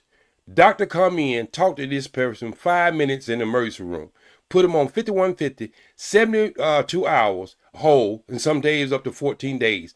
They only spend 5 minutes with this person and wrote 10 prescriptions. But you got to ask them, why did they write that prescription? Because what people don't know on the back end, OG, is those companies come in and buy them lunch. Let me buy you. What you want? You want some steak? They You want send them some? cards. Hey, man, they send them gift cards now, 500, 1,000. But they That's what they're still buy doing. them lunch Yeah, too. I got you. I got you. They got the Listen, ham sandwich so so think and the about juicy steak. the pharmaceuticals companies. They send a representative out to you to date you. Yeah, they get you. They want to date you. Like my wife, because she used to work at a clinic, and she said they was getting out got yous, and like I don't know if you know what that restaurant is, but it's a big Right. restaurant out here. Like you talk about, they sending you. Oh, what you want? You want lobster strips? So now in that doctor's mind, he can't think of nothing but that medicine. He said, Hey, man, Mo it's Love. almost like a woman. You take a woman to a state dinner. She said, "Ooh, he sure did good by me." Nah, he fed you. That's what it Yeah. is. But Mo Love, let's look Mhm. at the good side of this.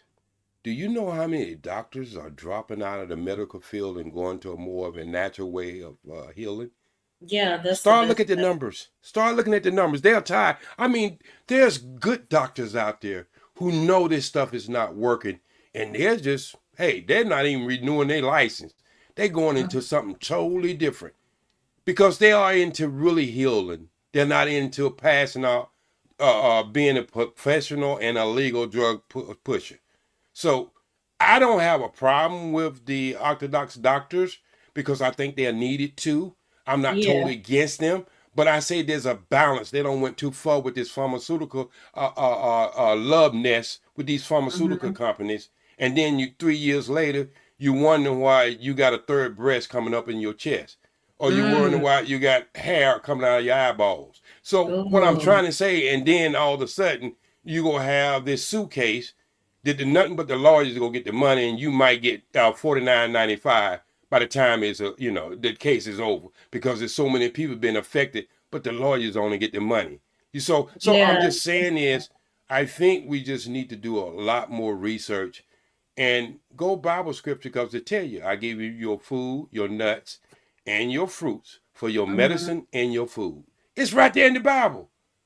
It's true. So Brandon said no, wrong. Medicine is necessary for psychological brain mitigation. No, it's not. Well, and I would ask this person, how much counseling have these people doing? Because this is what I do. I don't know who Brandon is, but Brandon, this is what I've been doing for the last 7 years now. Have had over probably 1,000 people run throughout my house. Keep a pack people of my house, 32 people, and I deal with mental challenge and drug addiction. And so I'm telling you, I don't have a problem with the medical field, but when you start talking about uh, putting people on drugs, I'm gonna tell you exactly what most of the drugs are: tranquilizer. And you're not living. I'm sorry, sir. You're not living on a tranquilizer. They use tranquilizer for animals to transport them from one place to another. That's not Yeah, living. OG's being modest. He been doing that for 752 years. He was no 7 years. Yeah, I mean, you probably can see my signature on the Ten Commandments. This has been a mission for me because my Mhm. sister died in Bearview in New York, I'm and they sorry to put her hear on drugs and raped her that. 27 times. She went in What? as a virgin. So I said, if I ever get a chance in my life to give back, this is what I would go do. So my pilot program is to show that it's not about money. Mm, I'm And so I'm sorry. recognized That throughout that. California in the medical field as far as the Uh-huh. psychological wards, MAK hospital, college hospital. I'm recognized throughout the hospitals that deal with mentally challenged people. And I have had 6 successes, and most people say, well, that's not that much. But let me just tell you, most of these people I had success with would have been on drugs for the rest of their life. And they're living by themselves and they're taking care of their own business. Mm. Well, I want to thank you for caring about our community, genuinely caring. I appreciate it. We don't have enough people, and to be a man that cares about the mental, psychological, emotional, spiritual struggles is a plus. We need more of it because we have a lot of people, and I know men, not to shame men, but they're not normally open about the struggles emotionally. But I do agree that the pharmaceutical industry um, is evil. It I has was its pros and cons, I but was majority of it is evil. Hold on, real quick. Anthony said, for every drug prescribed, the doctor gets a stipend at the end of the year. Yep. And I do want to before we continue, thank you so much, Elnix, for tuning in. Thank you so much for the $5 super chat. He said, Mo Love, good morning, panel and chat.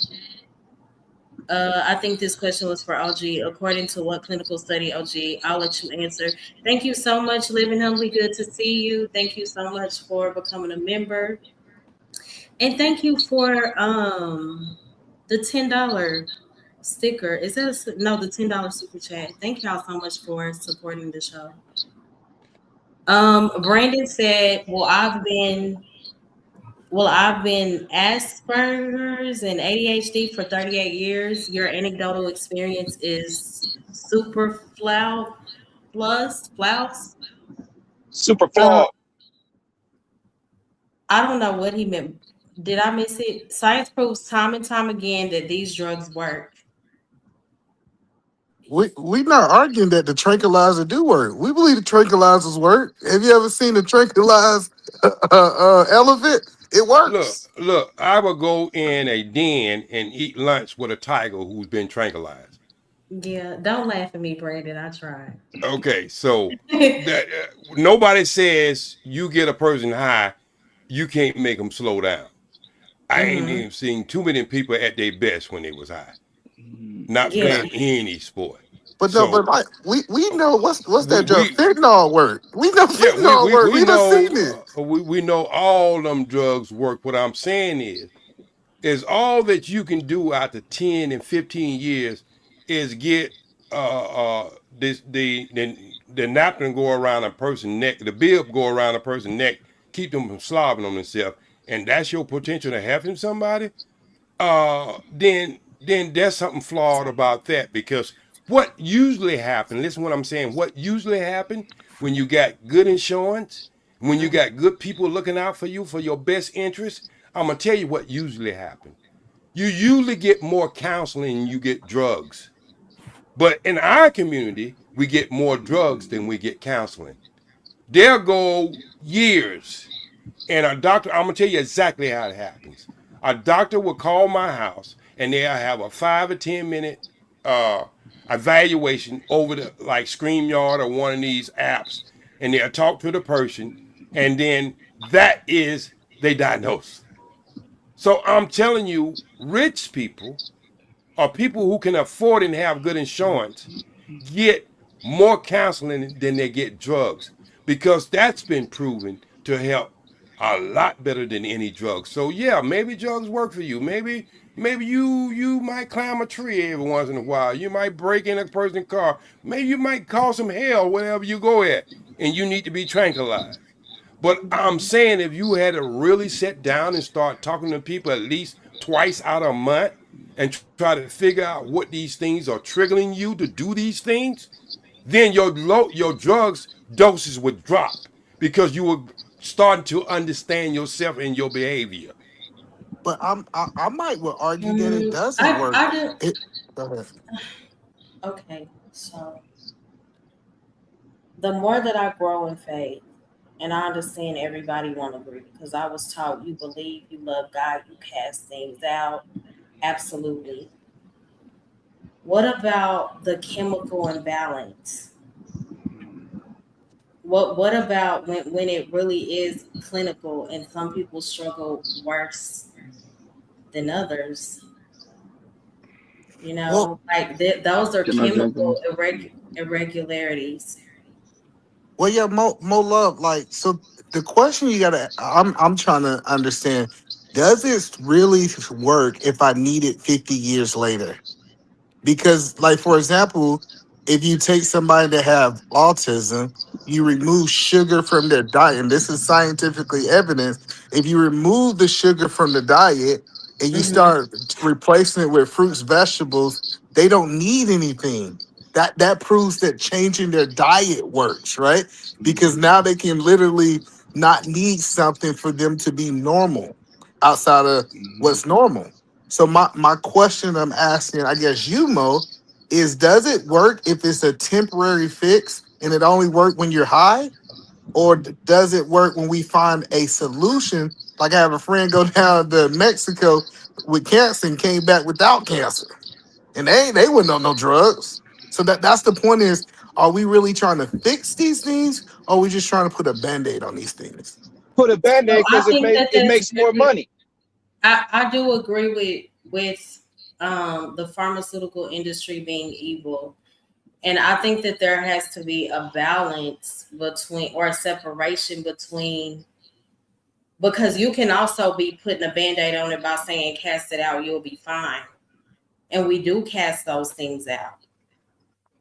But more But what love. if part of that process is them having to endure a season of medication, in which I would hope that they would not.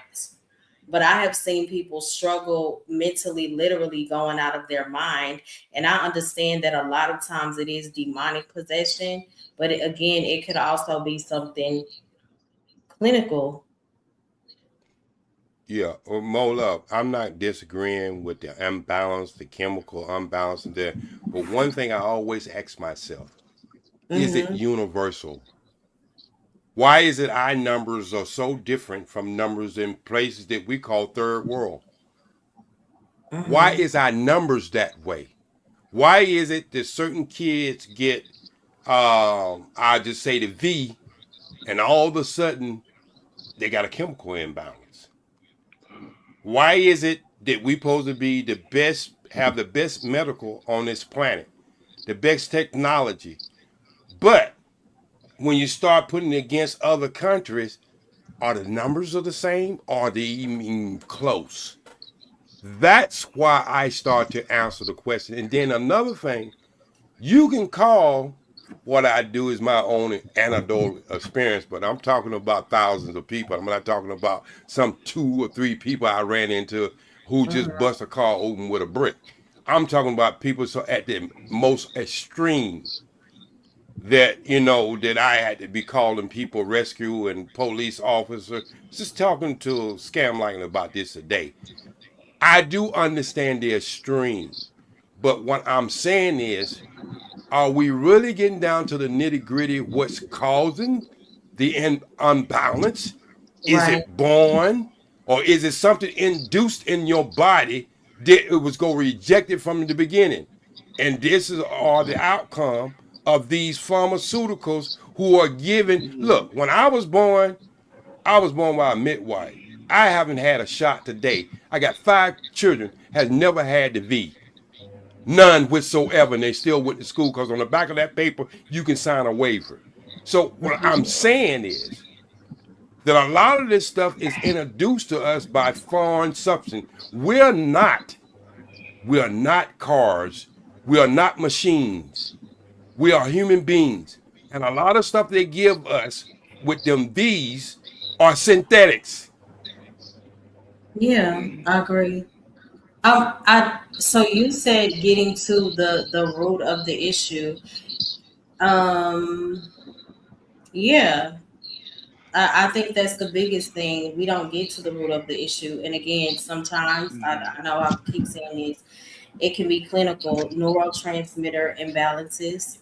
And it could also be trauma related brain changes. All of those Most things could all play comes into play. key factors. Yeah. Do- But I say just say I, we lack of counseling in our community. We can get the but drugs very easily because that's quick money for that part of that industry. But what I'm saying is, I got the best out of my clients when I make them go to group counseling, and they have counseling at least twice a month with an hour with a psychologist. And so these are people who don't give drugs. They can't even write a prescription, but they let the person talk. And let me just be honest with you how far this go. I would say 70% of the people you see in this space is on some kind of pharmaceutical. Mm-hmm. Oh shit. You said 70. 70% of the people, I That's can why look at they their act eye. like this. Listen, That's why listen, they listen, act listen. like Let me tell you something. I can Come cut on. most of the time I'm listening to people content. I cut off the sound and just look at the people. There's something I can see in their eyes, know when something is wrong. What's wrong with me, Why? OG? Oh, OG. My mom has said that for years. Her thing is Yes. look in their eyes. She said the And Yes. same and mean scam likely. We'll Oh my. tell each other to look for certain things, and I guarantee you, within 6 or 7 months, sometimes 8 months, these people blow a gasket, and you can see it. I thing. seen it coming before they even had the gasket. Oh, so Because what's wrong with scam? You guys, look, we got to unpack this. scam We just look, scam, scam just need Oh love. shit. That's all scam he needs, just need a love. woman. He Nah, he just need need a love. That's all he wife. needs, love. Well, you gotta He go to need a parental. wife. Most of us. But I'm telling you, a lot of content makers, and 70% of the people they have on their panel are on some kind of meds. That's why they be Now, how acting like can you that. Hold tell on. that if half of them only Hold seeing their on. avatar? Hey, Coach Bird. He said, "Hey, Scorch." He said that you on some Hold drugs. That's why you said you Hey, be that's Scorch. why. Hey, that's why I show up on face because I want to know. You see me and scam, but the rest of the people they got avatars. So how you know whether they on some type of Uh, substance or not? by the avatar they pick, Oh, most on. of ain't them. that a That's fact That's a though? that's a fact. Now I'm Listen, just joking, but What? listen. I Hey, will say OG this. is hey, right. look, People If be here hold on, you wait, wait, wait, listen. saying, wait, wait, wait a minute. Hold Here on, you hold on, see, wait, wait, AG. wait, wait, wait, hey, Hey, so wait, wait, wait, wait, people wait, OGA, just be a you minute, right. hey, man, I E-Man. seen Hey, this black you dude 50 with an years old Asian. and you picking cartoon characters for your. I mean, come on now. And listen, if you a black man with an Asian avatar, there's something wrong with you. So Wow. I mean, y'all think me and Scam been doing this for like 3 years, and he can tell you my record is pretty much 98%. When I say that person getting ready to blow, or that person's on what's the name, it always come back. You was right. I looked at his eyes. Scam is getting so good now he can look at people's eyes and tell when they're on medication. What I do Okay, the so same thing. Hold so on, but so am I I do on this. Hold on. medication? but I'll No, no, say yeah, this you though. definitely on some Sometimes medication. you Hold will on. be Oh wow. surprised. You'll be surprised like who's on meds and who's not. Sometimes you can't And tell. amateur eye, you're right. But a person who gets $25,000 worth of medication at his house every I 28th get of the it. month, Yes, I sir. can tell. Look, not I look, can look, tell if they look. got Jesus. I can tell. I can tell with that person. I mean, there's a certain. Well, look. This is the experiment I tell everybody when you want to start how to read eyes. Go and look at the people who do go in schools and do up these shoot 'em ups and all these people who do this crazy stuff.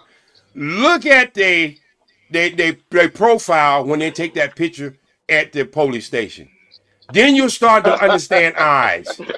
After they did This is what we call hands-on training. You'll start to understand that the eyes are dead.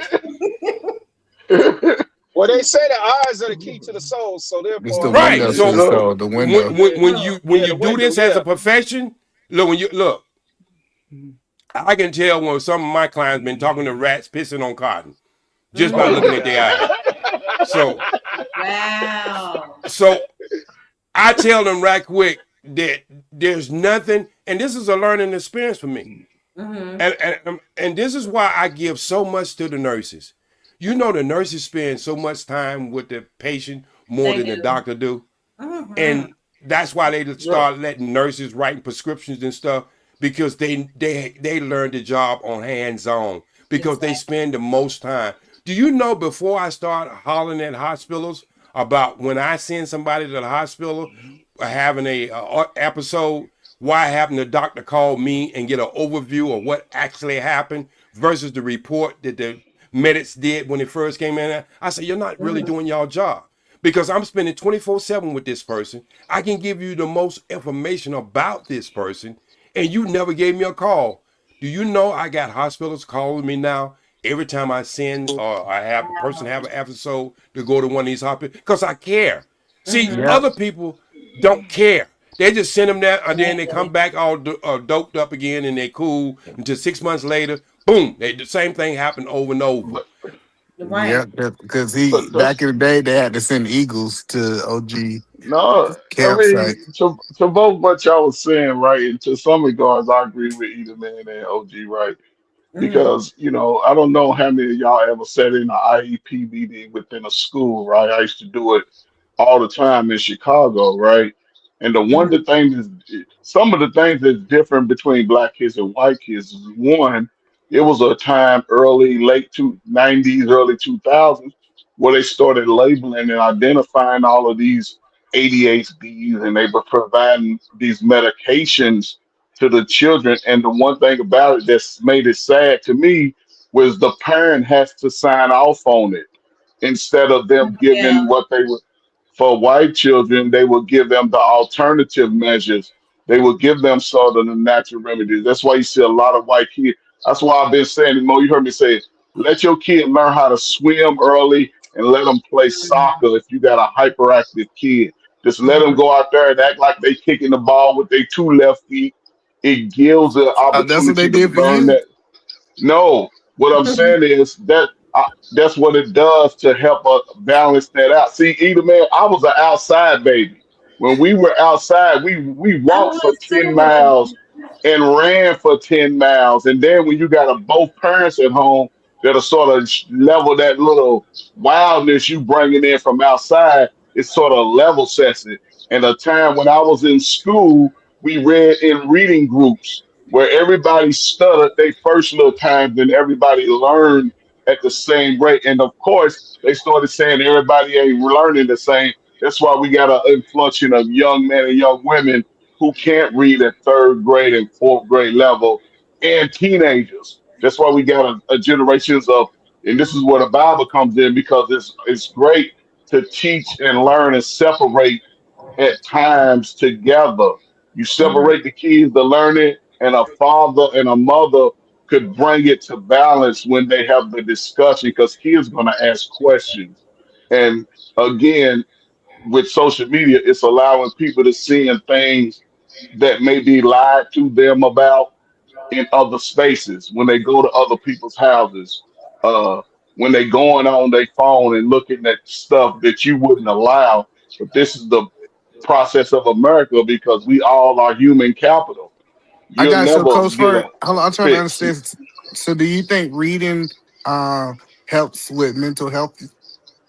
Yes, I reading do. out loud really helps. Reading out loud, uh, Go deeper. it Help us really helps. understand how does it help. Hey, EAE, good to see you. Thank you so And much it's for certain. coming I'm in. sorry. I'm sorry. Oh no, I was just speaking to EAE. You can go No, ahead. just certain materials, just certain things to read out loud. One thing I used to let like teenagers do when they were on IEPs, I used to let them read their IEP.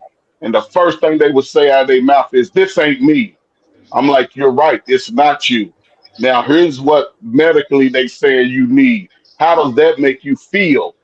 Oh, I feel like you said, tranquilized. I can't move. I have no act. I don't want to do anything. Okay. So this is where we got to find that natural remedy. And once they start doing stuff and being active and being motion and being able to speak out loud the things that they want to do and accomplish, it sort of brings that confidence and it just overcome all these new things that we got out today. You was either retarded or had polio.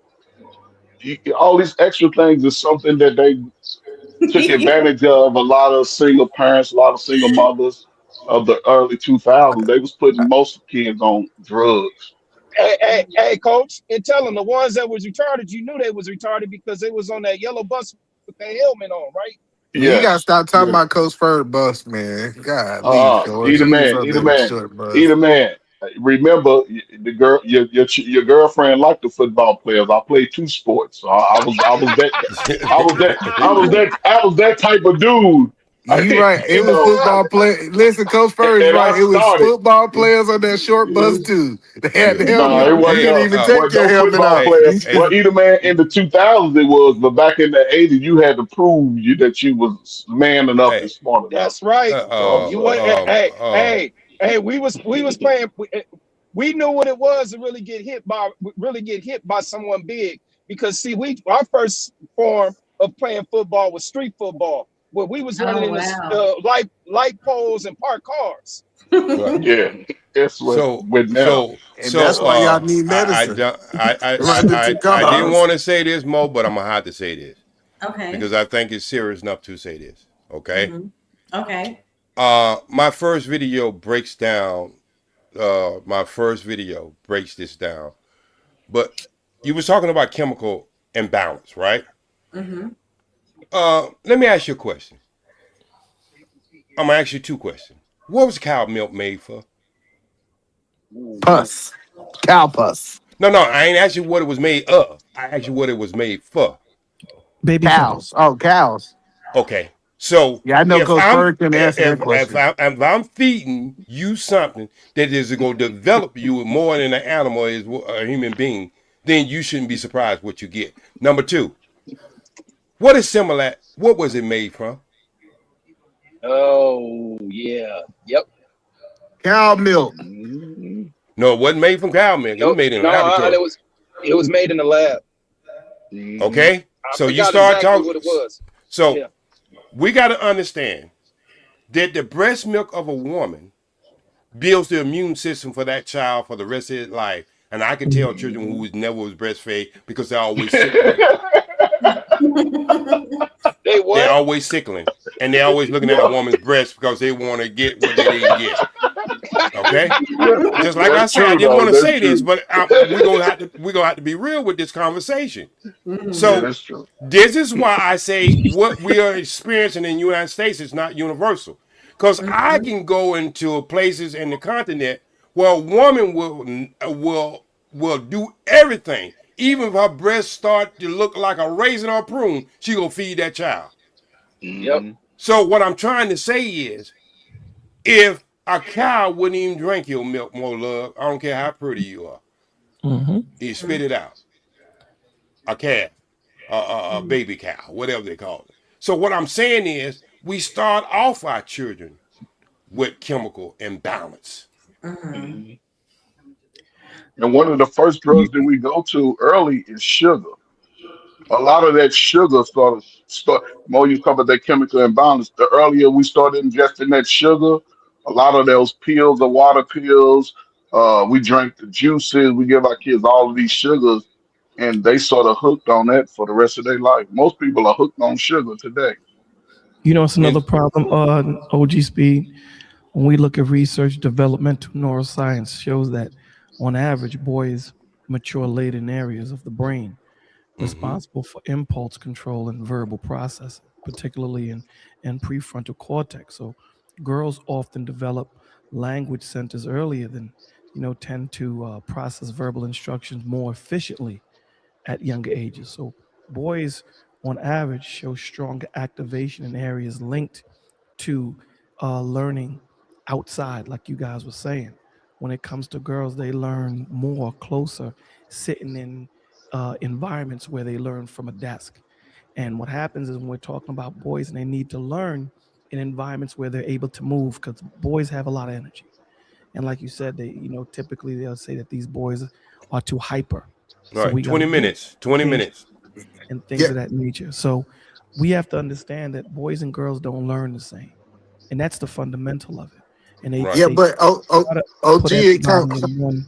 They try to put everybody in one boat and try to Hmm. use one cookie cutter to describe each person. And we have to understand. And this goes back to the doctors, right? The doctors, back in the days used to know the whole family tree. Now today, they spend 5 minutes with you, give you a prescription, and send you on your way. So it's important to understand that boys' brains are structured different than little girls' brains are. And boys are made to run around and go to those kind of schools that are Hands on. hands on. You know, like when you have Mm-hmm. name of the schools that they call them, but where they're hands on with the animals, hands on with the frogs, hands on with the trees, things of that nature. It's two different thought processes, you know, and they see things differently. They respond to things differently, and it's called Montessori. I find that boys, when you look at the statistics, boys learn better in Montessori's than they would in just sitting in the class. And a Montessori is when they actually physically go outside and deal with what's in nature and things of that nature, opposed to bringing in fake trees, fake this and fake that. So we have You to mean keep Montessori? Montessori, it's called. Yeah, y'all saying the same thing. Don't argue about that. Yeah, so Um, Oh, it's okay. very important. So it's important to keep that in mind too. That when they're trying to tell you that your son is too active and all that, Mm-hmm. this is what boys do. So it's very important to keep that in mind. but OG, it's before that. Like, if you ever go look up the research of a mother that was given epidural versus a natural birth, those babies react different. True. Those babies react totally different. So when you talk about the introduction of drugs, it start happening way before they even come out the womb, on their way on the out. Mm-hmm. Well, I have a question about that. Now, I saw a study where it said that women are actually, they're not even having their birthing their babies right. They supposed to be squatting Yeah. Mm-hmm. in a seating position, and the baby is supposed to come out that way, not Yeah, off of laying off their gravity. back with their Gravity. legs up. Mm-hmm. Right. It's the Right. same way Yeah, same way you would use the bathroom is the same way you would have the baby. You don't have a bathroom laying on your back. Gravity is supposed to take hold of the baby and help you push the baby out, Yeah, opposed but but to med- but medical professionals know that. They know this already. That's why they come up with these type of things because again, that creates sort of the fear and there's money involved in it. it's Hold on, always hold money. on. So have y'all A lot of y'all these things are known. y'all seen y'all babies be birthed? Because they're not Yes. laying on their back most of the time. They're more sitting up in that position. Like In, like in, I like an angle, Yeah, sort of like a I was tricked to see that bullshit one time, but I'm still telling 45. you. hey, did you Yeah, pass cause out? I was Did you trying to, pass out, OG? no, I didn't pass out, but it took me almost a year to even want to have yeah, but sex with you my know, there's lady. So I'm telling you, after seeing that, Yeah. I'm like, oh hell no. a But lot what of I'm trying to tell you is there's certain things that when we start talking about that community, women used to gather around other women Yep. and for childbirth, and they have a ceremony, and they would pass the baby out to the father, and he would pray over the baby. This Mm-hmm. new wave thing, being in the room where she's squeezing your hand to turn into sawdust, cussing you out. See, that ain't something. That's somebody else's culture. That had nothing to do with us. But I was tricked into it, trying to be that good father, go to the classes and, rub the stomach with, baby oil More and all money. kind of mineral oil. I went through all that. And I went Hey, through the that was whole about thing. bonding with the But baby, but man. yeah. But I was bonding with the All that baby. feminist shit they I know. was bonding with the baby when she was laying down. I was rubbing her stomach in the bed. I ain't need to go through all that bullshit. Excuse me, I'm Well, cussing on the I'm back. just saying, I ain't but BS. I didn't need to go through all that BS to bond with my baby because the music I played with is the music that my baby came out tapping to. So what I was bonding with my baby way before I went Hey, through all that. hey, OG, was you like me and gave it when it was time for that baby to come out? You gave him you gave it his exit papers, The what papers? the exit papers. Oh, I oh, don't know here what we them go. papers What is. you I talking don't know what them about? papers is. I ain't gonna let you talk me in some bullshit. Excuse me, some BS that I don't know nothing about. Nah, you ain't gonna get me to say yes to something I don't know about. Now you explain what them papers is. The same way how you created it was the same way how you got it out, got it to come out. Oh What? no, The it what? wouldn't Hold been on. it What would the what? no sir, no sir. It wouldn't Right. been enough of room for the baby to come out. But anyway, getting Oh. back to the story. So so what I'm trying to say is it's like when you go to car dealership or anybody who ever rode a motorcycle. You're supposed to break it in the way you're supposed to drive it. But in the beginning, you're supposed to give it at least 500 miles before you start doing crazy stuff with your car or your motorcycle. Right? So I'm saying is, it's very important in the beginning of that baby taking its first breath. What you do to that baby, I will say up to about that baby's life to about 7 years old is going to be the most influence of that child. Absolutely, 100%. Because that baby doesn't know how important he or she is until you create that environment to show them. Because right now their environment is being shaped by how they're being treated and what they're receiving. So when self-esteem, and there's so much other stuff that they learn from that because they're sponges. They're sponges at that Yeah, point. they are. And it's very important that goes into the different teachings of different things. A lot of the times, uh, science teaches you that a man's bond is just as great as a woman's bond when the baby's born. From speaking to the baby in the stomach and then just hearing your voice, the Hmm. vibration of it. So don't let Hmm. them tell you that a mother's bond is stronger than a father's bond. Science will tell you it's the same when you sit there and you speak to the baby, when you read to the baby, when you talk to the baby, kind of to what OG was talking about. You don't have to wait for the baby to come out. It's the same way how you can sit there and you hear this damn emperor penguin. All of them look the same. They all sound the same, but how do they know their parents? This is something that's internal, that's wired into it. And that's God working to know that this is your child. It's amazing So, when you sit down and look at it, man. so Bolo, you telling me that Coach Fur baby said that's my slow daddy out there talking? Yes, Absolutely. sir. Yes, sir. Because he know his daddy didn't have no chemical imbalance, right? It's Yes, slow. sir. He know that chemical imbalance was good. That's why I could multitask. That's why you can do things like that. You can multitask. You can walk backwards without falling down. Hey, Coach Ferg, they just jealous of us being high yellow. That's all, man. That's all it is. I know, it's been over the last 25, 30 years, the ability to sort of, I guess, adjust through growth and maturity has changed a little bit. It has changed a lot. It was Well, for a lot of people, it was expectations put on you to navigate through life just from an early age, and that means from just being a boy. My father, I was the one responsible for cutting the grass, and my Yep. sisters was the ones responsible for sorting to learn how to sew and clean, and then also during school for even the kids who didn't really have that type of permanent involvement.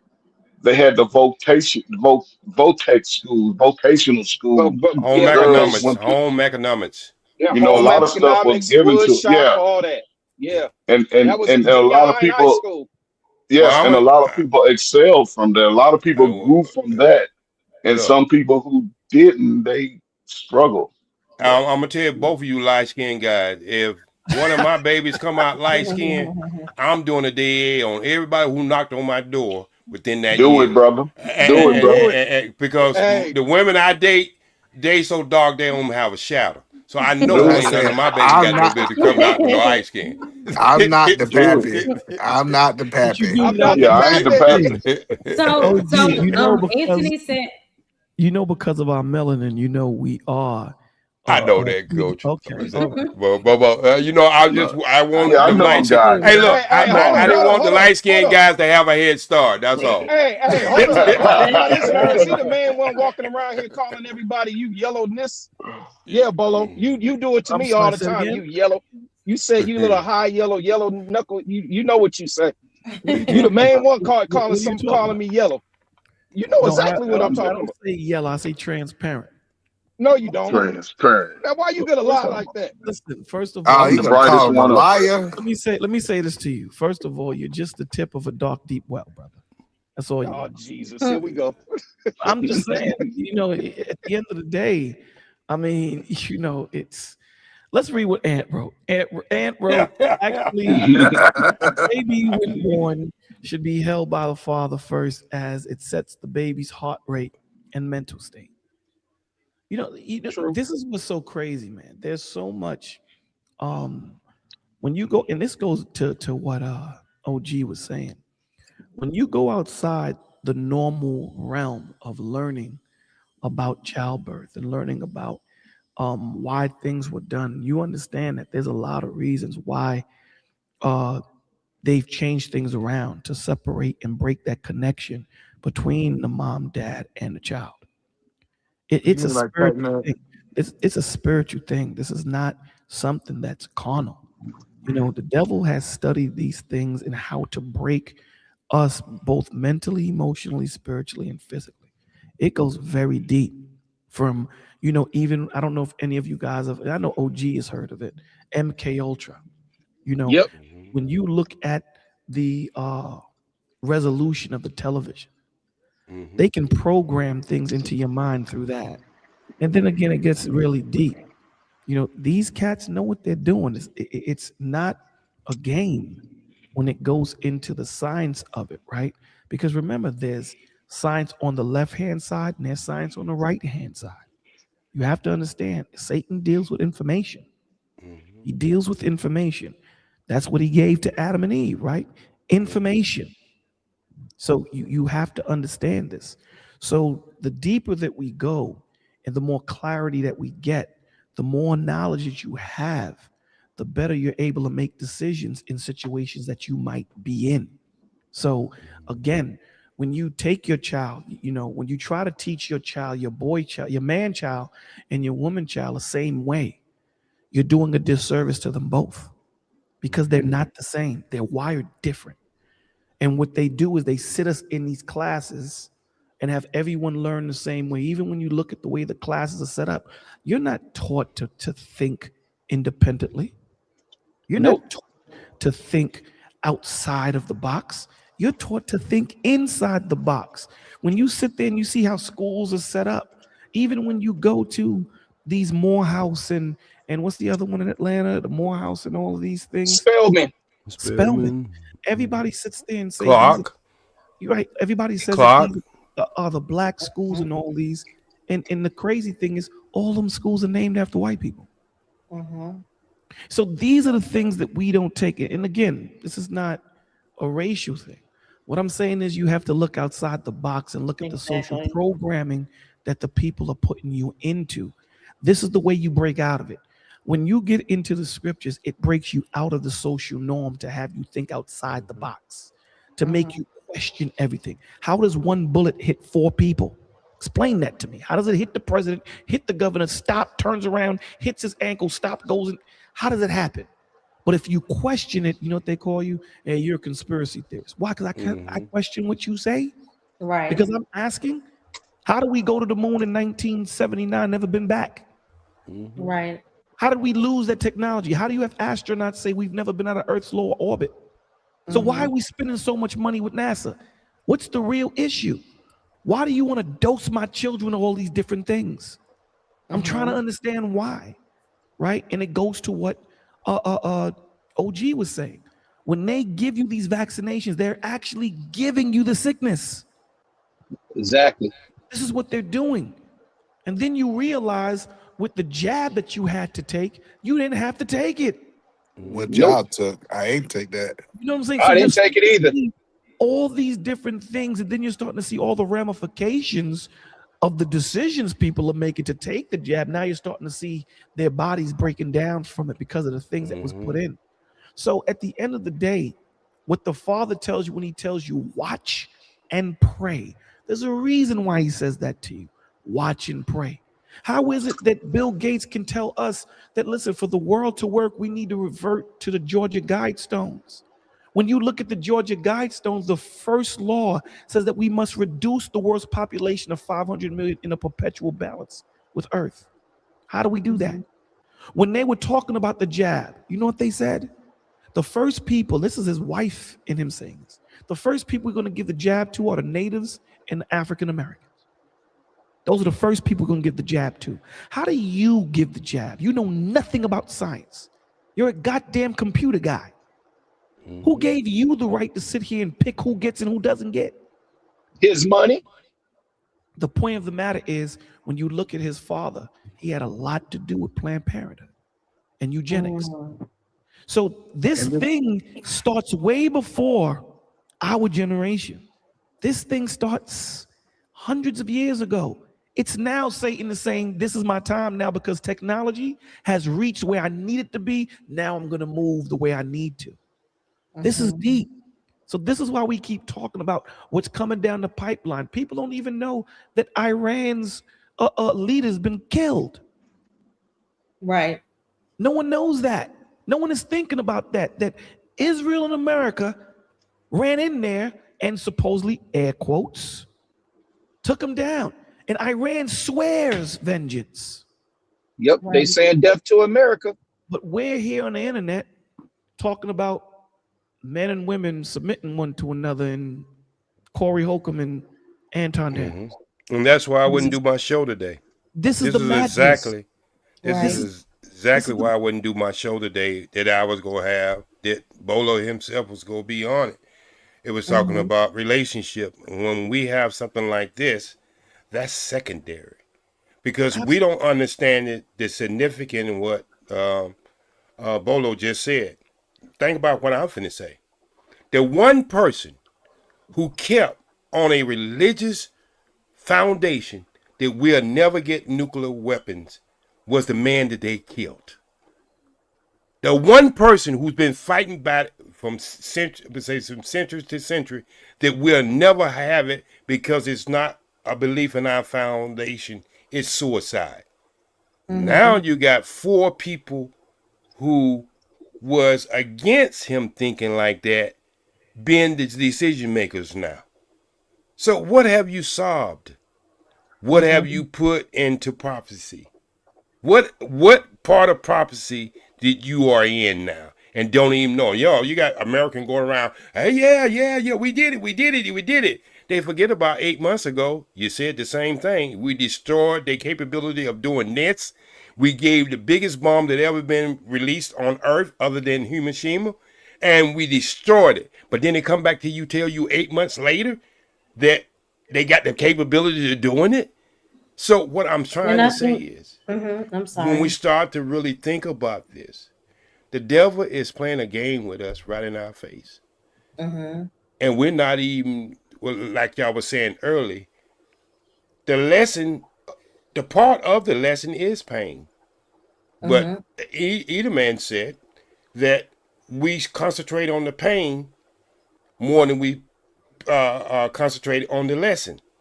And that's right in a lot of situations. But somebody don't have to do nothing but slap me one time while I understand it. Hey, I ain't Right. gonna do this no more.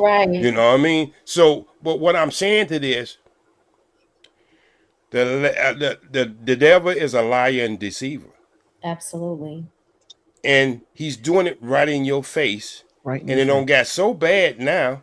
They'll tell you they telling you a lie, Uh-huh. and tell you ain't nothing you could do about it. This how bad it don't get now. Yeah, it's bad. It used to be they wait 50 years and tell you the truth why something happened. Absolutely. Absolutely. Now That's they don't why I even think wait. it's so important to know the difference between, as you stated, like prophecy versus something being propaganda.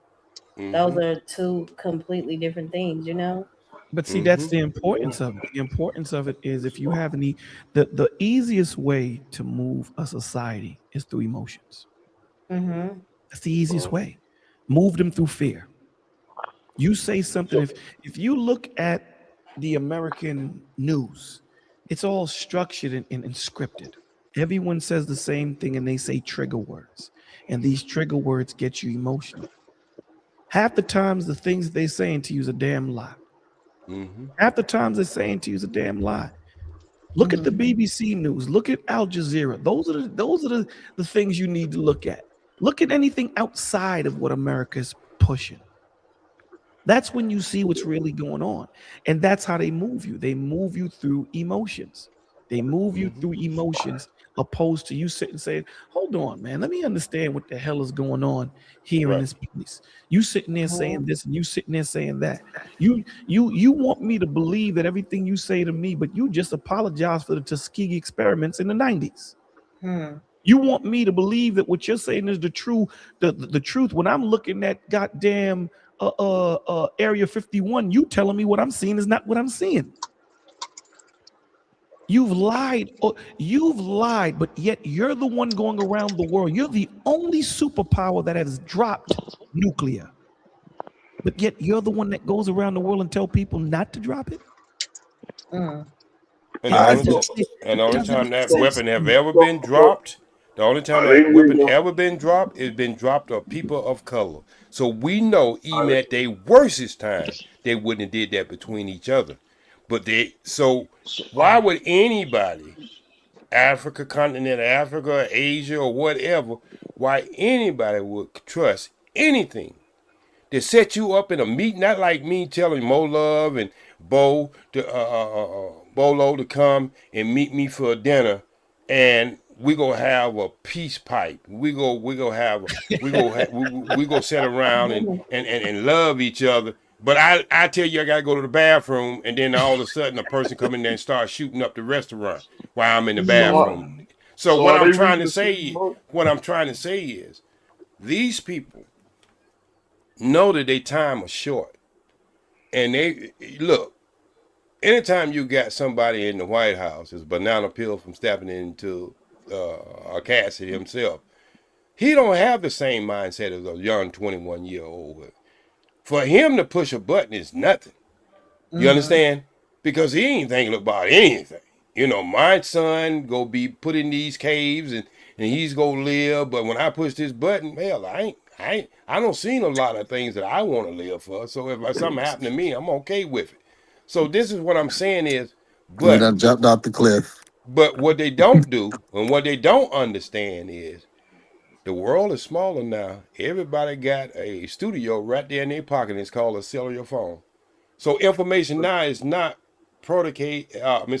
given by the big three anymore.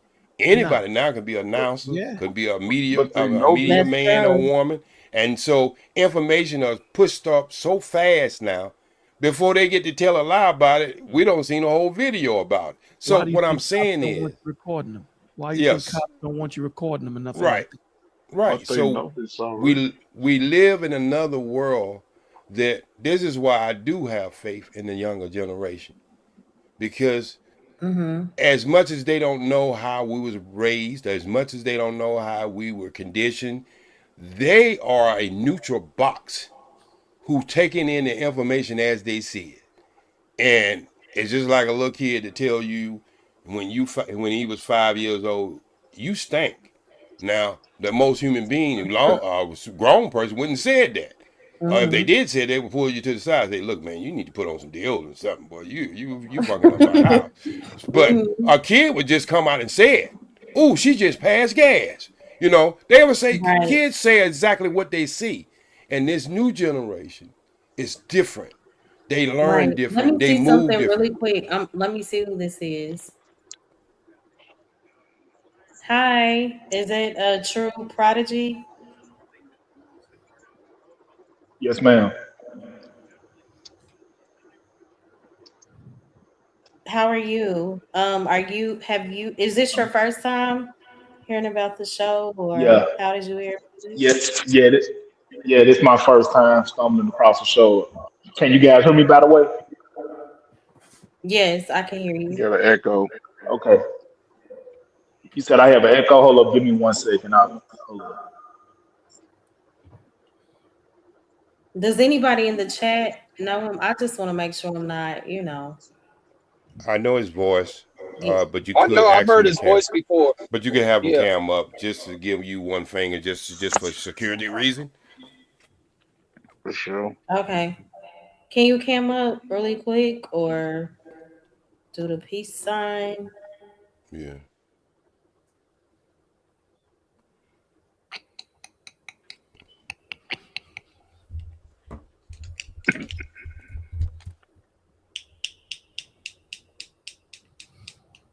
What's that?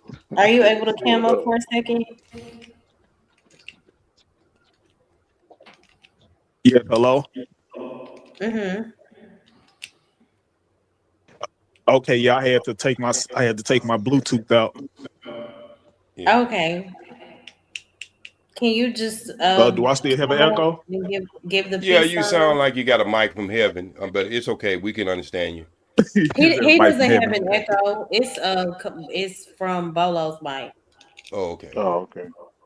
That's normal Yeah. for Bolo. Can you do the can you do the peace sign in the back?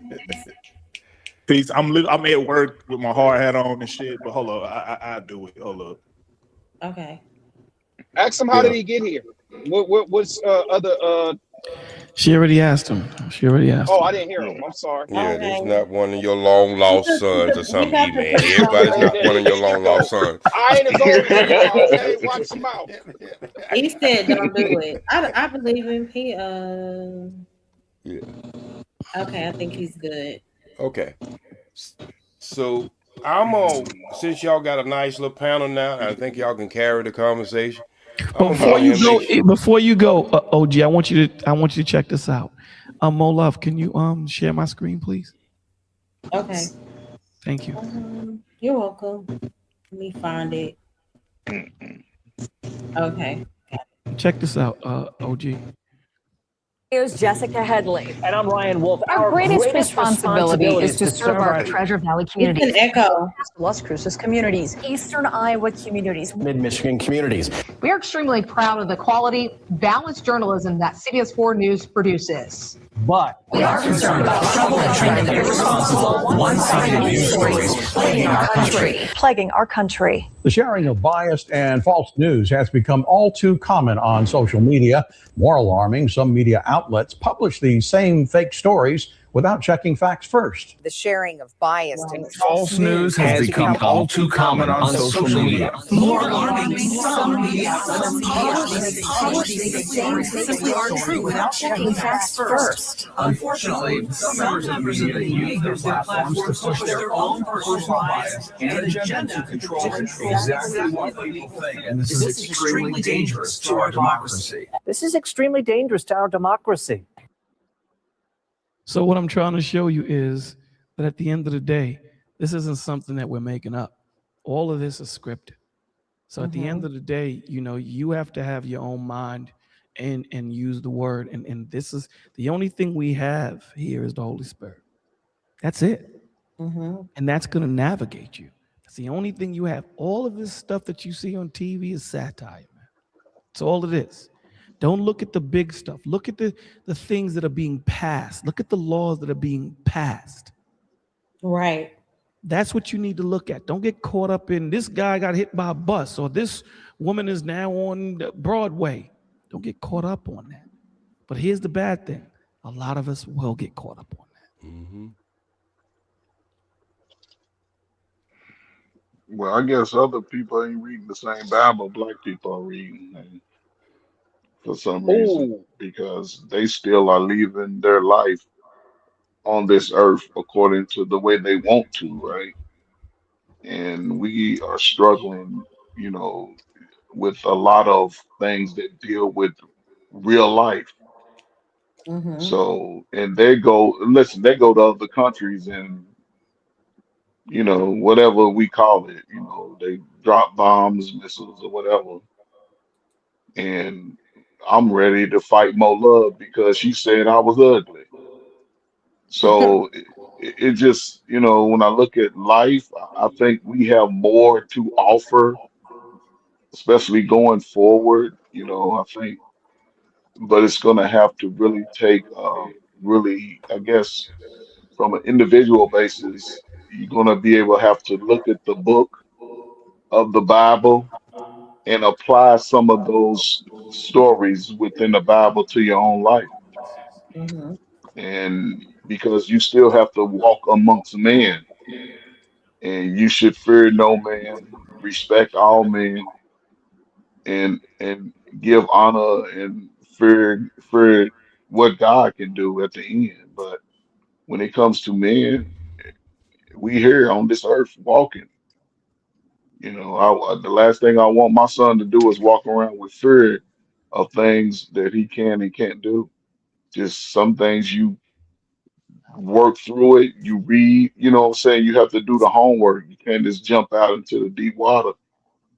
Certain Mhm. baby steps that we must go through. And when it all comes down to it, a lot of our issues within our community, it started with them taking fathers and doing things to separate the father and the son. And Mhm. here we are. So I hope that most people going forward, are looking to just be better and teach my son to be better than me. And hopefully Mhm. he can teach his son to be better than him and just continue because my father, I had five sisters in the home. None of them were pregnant before they got, married and got out of the house. Mhm. And my father was the craziest dude I knew, but he told me, just read the Bible when I feel worried about something, learn as much as I can in the moment, seize all moments, don't follow individuals because others are doing it, Right. and establish some type of discipline for myself. Mhm. And, but he always kept it real. That's why I keep it real with my son and young man because there's certain things that we can't leapfrog. We have to go through those stepping stones to get to places in our life. Because think about it, in America, which is the richest poor country in the world, you don't retire until you're 65. What are you going to do between those ages of, I always say 18 and 65 would be to tell your story. And Mhm. men ain't made to sit around and talk, men, especially young. We made to get out and explore the world and Mhm. respect the world, respect everything about it, the people that you meet, the places that you go, and don't be afraid of nothing new because that's what it's about. And Hey, Coach.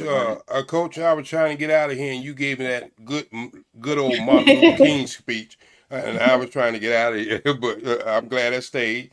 Y'all, peace, love, and always strive for the Hey, truth. hey, And hey, Black OG. History. I'm February 8th, baby. We Black History Hey, Month, so we strong. yes, yes, sir. Mhm. Yeah, hey, Hey, hey, hey, Jackie, good to see you. hey, All right. OG. Hey, Uh-huh. sis. I appreciate seeing you tonight. I'm gonna invite you, Eat Man, Coach Ferg, Scam already done came. We'd love to see you guys on Sundays. Sunday afternoon, me and Bolo. Okay. All what Yeah, right. time? yeah. Most times it's 4 o'clock Pacific Standard Time. If you're on the East Coast, it's 7. Oh, okay. Coach Fur, who I'm told you that over here. retirement age was 65? Who told you that? Well, it's 67 now, but It's not. well, Retirement that's age what. is when you got enough money. That's when Well, well, when you can well, receive Social Security is 67. well, okay. Well, maybe I got to miss but I retired at 54, so My you dad still was got to part of put in the work. I know, Yeah, but put in that's the what I'm work. saying. It's like it's no such thing as retirement age. Retirement is But, when you got but enough money to retire. I I understand. don't care if that's 20-fold or 70-fold. Well, I Well, ain't don't gonna. be trying to relive the retired life if you ain't got enough money to I'm retire. not. I'm not gonna get in the middle of light skin crime. Light skinned guys having crime against each other. Either Here So man. he, I'm gonna, here he I'm gonna That's go. what let I'm y'all. saying. I'm gonna let y'all Okay. have that one. Yeah, Okay. So but anyway, everybody have an amazing Monday and have an amazing week. Thank you, Mo yeah. Love, for letting me on your show, But and Thank I'll OG you, see you next time. Speed, OG. why you didn't tell him you 852? You still ain't retired. Well, most certainly, I got stuff to do. I still may have a baby or two in me, Damn, So, okay, nigga, no, so I'm no, promised no. 125. So, hey, Oh, so we anything got can modern happen. day Moses walking around here. Yeah, there you go. Hey, look, I got my tablet right in my pocket, and it's still made out of stone. All right, y'all take it easy. Have a good All night, Peace, right, bro. you Speed. See ya. too. Thank Take you, Uh, care, man. OG.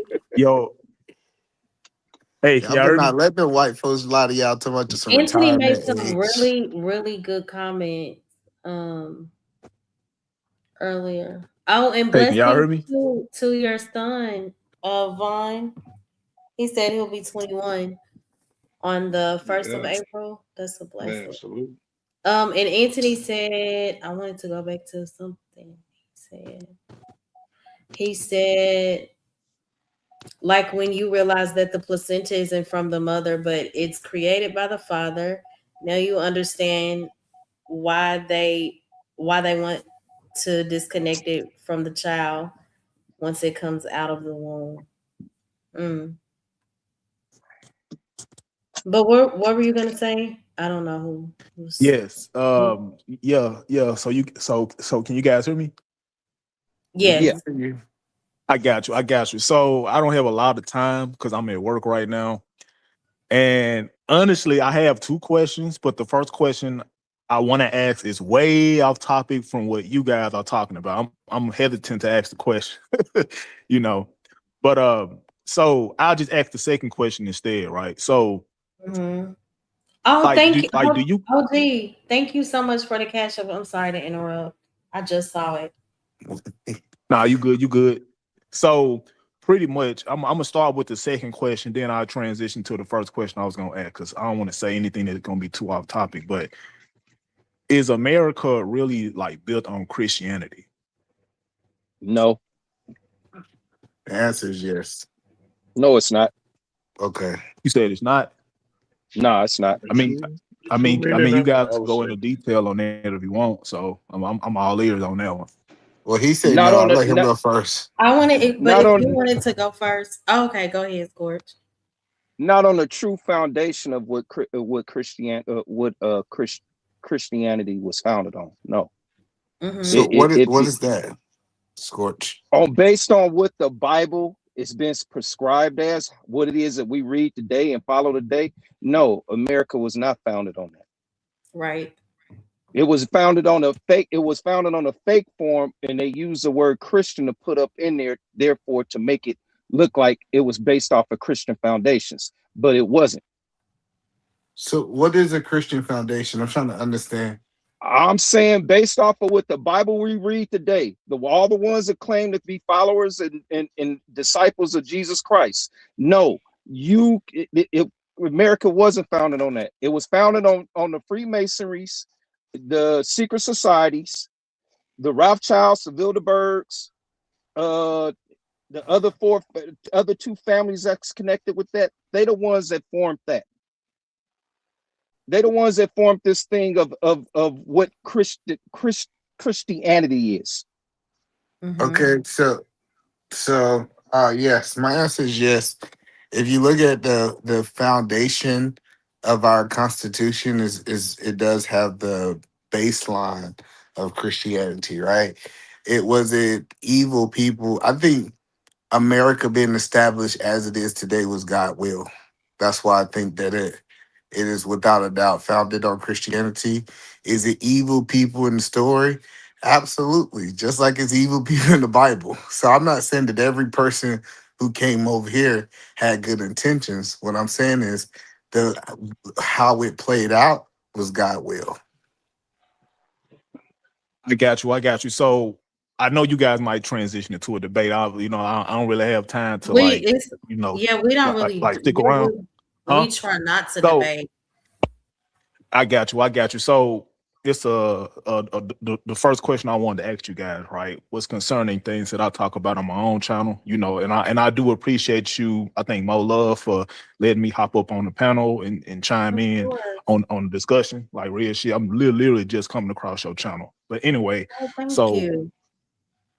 yep, 100%. But I have a question for the guys and for you. I want a female's perspective on this. Before Do you you? go there, I did want to give my take on. I do agree that it wasn't really rooted in Christ. Even when you yeah, consider the Constitution, Christianity has it influenced American culture? Yes, but the Constitution intentionally separated, I guess, what's considered church authority from state authority.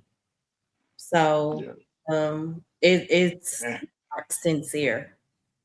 And and and I'll to just your say, point, the I'll ones just who say, the The ones who Let me just say, wrote the go ahead. Constitution, most of them were slave owners, was they not?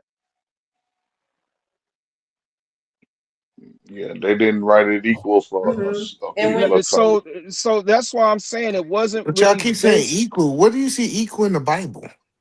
Oh Jesus! They didn't go off the Bible. No, They no, wasn't. no, no, no. They, Because y'all you niggas use was the gonna be words. slaves. You know, y'all use What the I'm God. saying, the equal opportunity, giving equal opportunity, Where do just you like see when they. equal opportunity in the Bible? I'm not talking about the Bible because they wasn't going off the Bible when they was writing No, this but Constitution. y'all say these statements as I if didn't say it's that. in the Bible. I'm I not say saying what that. I said because when you consider the Constitution, right, and the Constitution is the actual governing document, it does not establish Christianity as the national religion. Christ is not mentioned, so it's just not genuine to me. So what was the And national? a lot of people who claim Christianity, what do they call Christian nationalists? They only claim Christ to fit a But narrative, and they're not connected that's new. to the Savior at all. But that's what I'm saying. So a lot of the people are major leaders from a political standpoint. They'll claim Christianity. Most people claiming to be connected to Christ is not connected. Okay, so throughout Let So me just answer American this to history, you, hold on, man. hold America on. Before you is go, so hold on, let me wait. just answer this real So quick. Go ahead. Real quick, brother, to your so question. I'll say America is built off of capitalism. Founded is yeah, one thing. What it built off of is capitalism. okay, yeah, that's a more and accurate statement, man. And that's insightful. But so Can I get my answer I to it? Can I I know get you my guys answer? want to Yeah. like yeah, transition into a debate, but I No, and literally it's don't have a look, lot of time look, because I'm at work right now, so I We're want to not just hurry up. debating. it's not no, a no. debate, but I do want to let Bolo give his take. But So, that's true about capitalism because Christ is more so about a kingdom, not capitalism. But you go ahead, Bolo. so the United States Constitution was not written as a Christian covenant. It was written as a civil contract, a framework for governing a nation made up of people with different beliefs. That distinction matters. Now, here's where many people get it confused. America's Mm-hmm. founders were heavily influenced by biblical morality, air quotes. Yes, many of them respected Christian principles, but influence is not the same as foundation. The Constitution does not establish Christianity as the national religion, does not mention Jesus Christ, does not require citizens to be Christians. In fact, the very first amendment makes this clear. Congress shall make no law respecting an establishment of religion. That's not an anti-God. That's not an anti-state control religion. Why? Because the founders understood history. Europe had centuries of bloodshed when church and state merged. Forced religion, persecution, power struggle. They had seen the difference. So when they came here, they didn't want the same thing. And then and keep in mind, when you're looking at it being Christianity based, air quotes, if we go with it, we're still 3/5 of a man in the Constitution. Thank you. Mm-hmm. Hey, So SD. Right. understand That's the true. amendments that were made is different than the Constitution. So although the Constitution, I mean, you look at America, it's better than a lot of countries out there. No one can deny that. No one can deny that. But the foundation of it wasn't built on the true spirit of what Christ was pushing. Well, It wasn't. I Because when you think look that's at, I'm I sorry, okay. when go you ahead, look and at, I do want to let Anthony talk too because I know the guy at the bottom. I think he said he has to go. yeah, because when you look at the founders being 33rd Masons and 32nd Masons, I forget the number of how many were. I think most of them were. It wasn't founded on that. So we have to take into consideration that something that seems like something isn't that something. It just seems like it. And I'll land there. Right. Hey, Deborah. Hey, world class. Yeah, I agree. I think Anthony wanted Oh, to. Oh, he dropped. Did he? Oh no, he didn't. Somebody dropped. I think Maybe the guy that said he wanted to act. I it was think it was a E. guy. No, I'm Yeah. still here. I'm No, still go Oh, here. ahead you're and ask your here. question. You're Go ahead and here. ask your Is question it, because you're limited on time. Yeah. So pretty much the second question is, and I'm gonna pose it. I might, interact a little bit, but since I don't have time, probably not gonna stick around. But the question is pretty much, and this goes for the men and women. Do you? And I hate to ask this question because it's just weird to transition from a Christian argument into like a more worldly argument. Question, I should say, right? But do you think, is anybody familiar with the term cold approach? You say Yes, cold approach? yes, but it Yeah, depends on cold what your approach. Like, definition is is. anybody Okay. on the panel So ask familiar the with this question. term? Yes.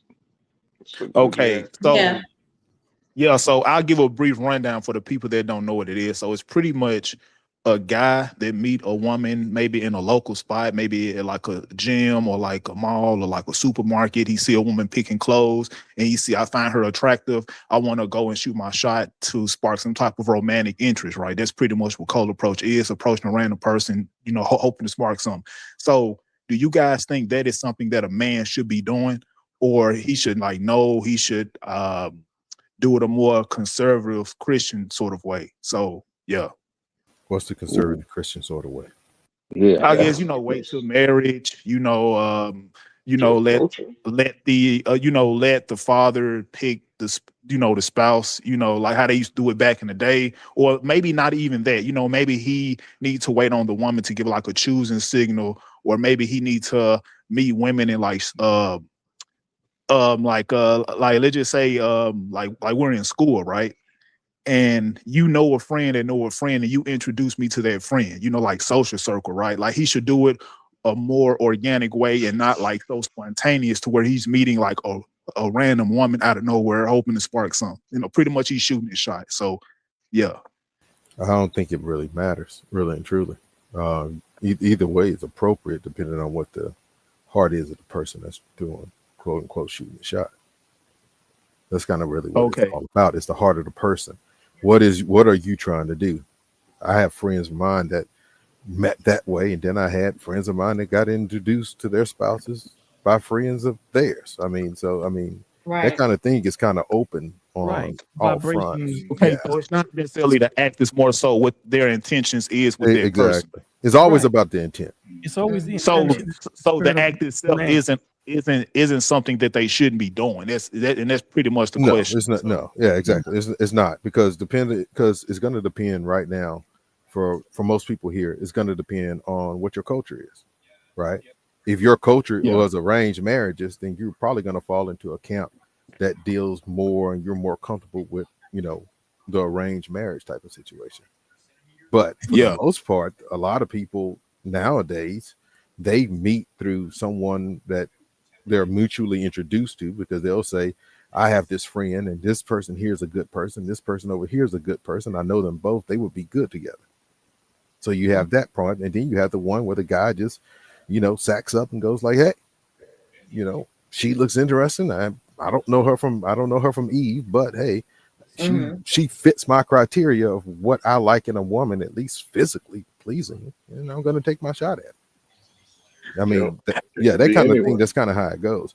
There's in that regards. There's no quote unquote, in my opinion, there's no Christian way of doing that. I mean, it falls Yeah. under every category on how that is, but it doesn't. What is your intention, right?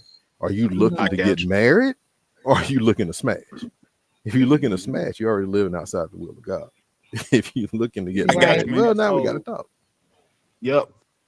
I got you, man. And So bro, the act isn't something that a man should be doing. Now, this is a question for Mo Love. Do you think that is harassment? Like, have you ever oh been in a Lord. situation where a dude shot at you and you felt like you was being harassed?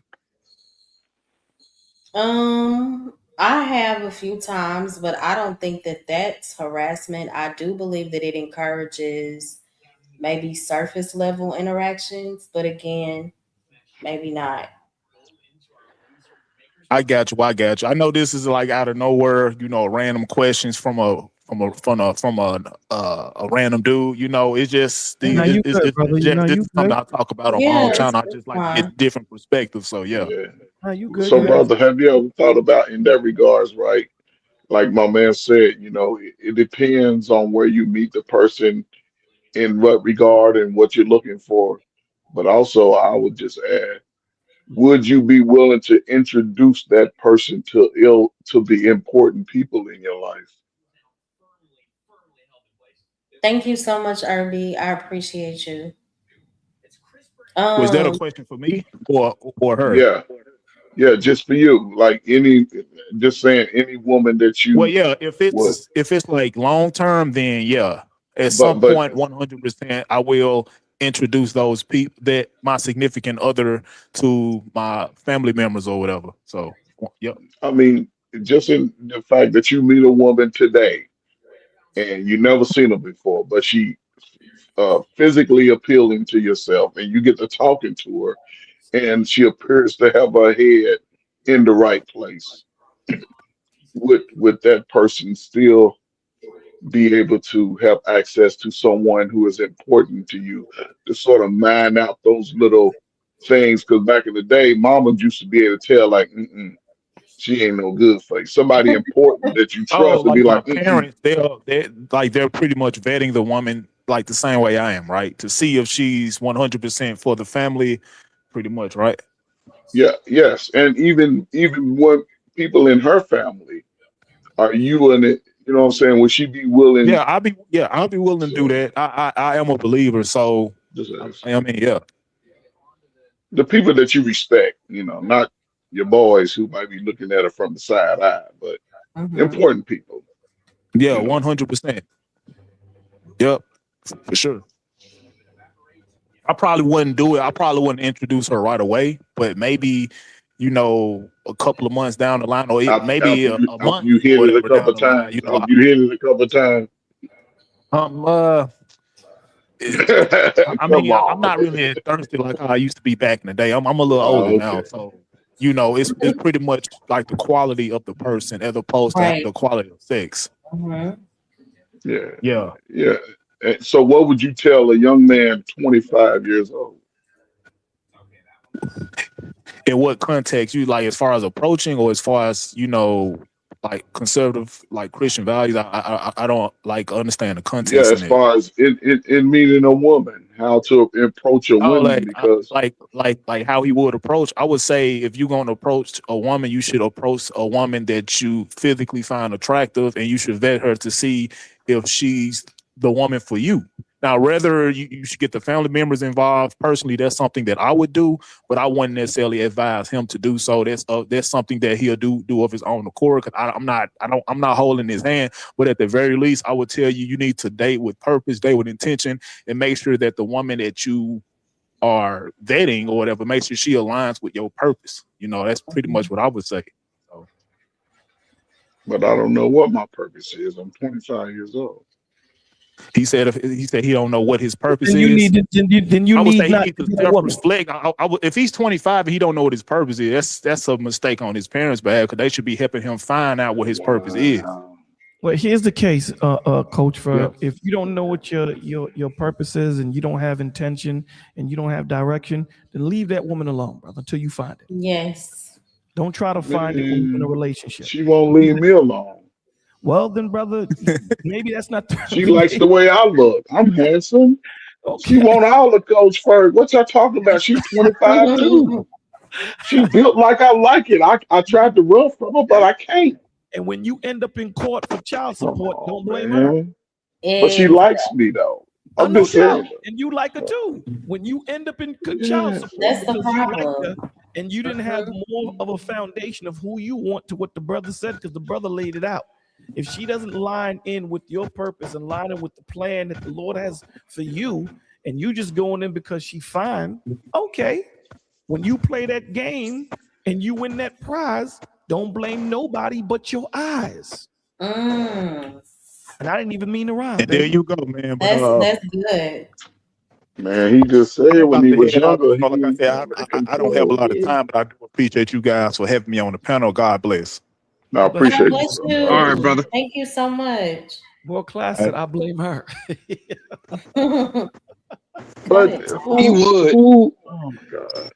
Most of us at 25, we wasn't, most people wasn't moving like it, I to be agree, brother. honest. I agree. You're absolutely 100%.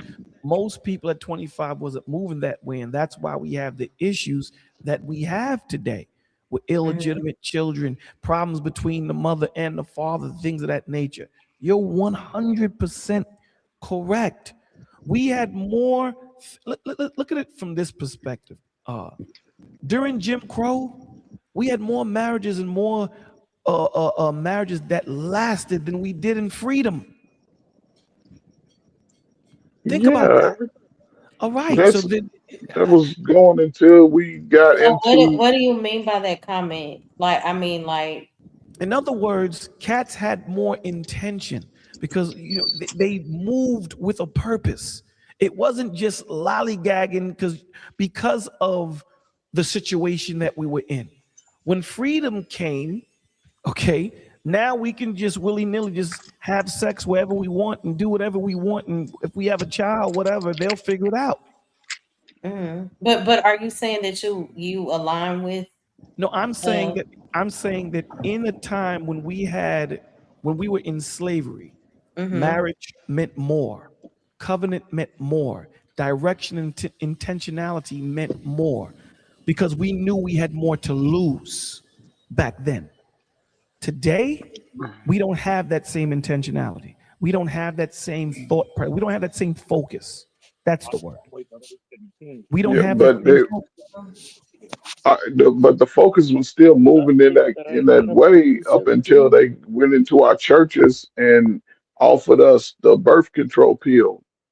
Black people still had a high marriage rate. It was higher than the country's rate on average. But since then, I guess all of my life, being 58, I've seen where they sort of, and it wasn't that, I guess it was sort of by design in a sense where, because Disagree with you on that. I don't disagree with. men men are opting out to be a stepfather. Men are not, what I'm saying, are not given fair game to just be in the child's life per se. They're No, not giving that up. They but not keep this in so mind too, Coach Ferg. Keep this in mind. Right now, you have people saying that if you are a stepfather, you a simp. yeah, but again, that's the new age of the YouTube That space. Is sort of creating the separation of the correct, correct. But you have cats that are this. in their 40s saying this. Yeah, first, that's my 80s babies. They special. 80s people are special. They struggle. And to me, 40-year-old man and woman getting together is the baddest thing on earth. But they struggle to find each other. And that's where, because they have children, and those children are quitting a lot earlier. They're sort of breaking the stress dynamic I'm in saying, who we are. So listen, I'm saying that the Lord allows you to find your person whenever He allows you to find your person, whether you're 40, whether you're 50, whether you're 35, whatever it is. Here's the point. Are you going to be ready to know that this person is yours? That's the point. And that goes on both sides. So again, I agree with you that 25-year-olds, they're not thinking this way. But we have to look at, we have to do a better job as the elders. We have to be the mentors. Now, again, not everyone is going to flock to that. Cats are going to want to sow their oats. They're not going to want Thank to you, take. Anthony, for coming up. I appreciate you. They're not going to want to take the time to get to know who they are. They're not going to want to take the time to create their world and then say, hey, I know who I am as a man. I know what I need to add to me. So let me go out there and look for this woman specifically, opposed to just freestyling and looking for anything. That's the point. Yes, sir. Them Them 40-year-olds, they the aunts and the uncles. They the new aunties and uncles. They like F the kids, F the men's, this F the women's, and The to world. me, they are the glue to everything to me.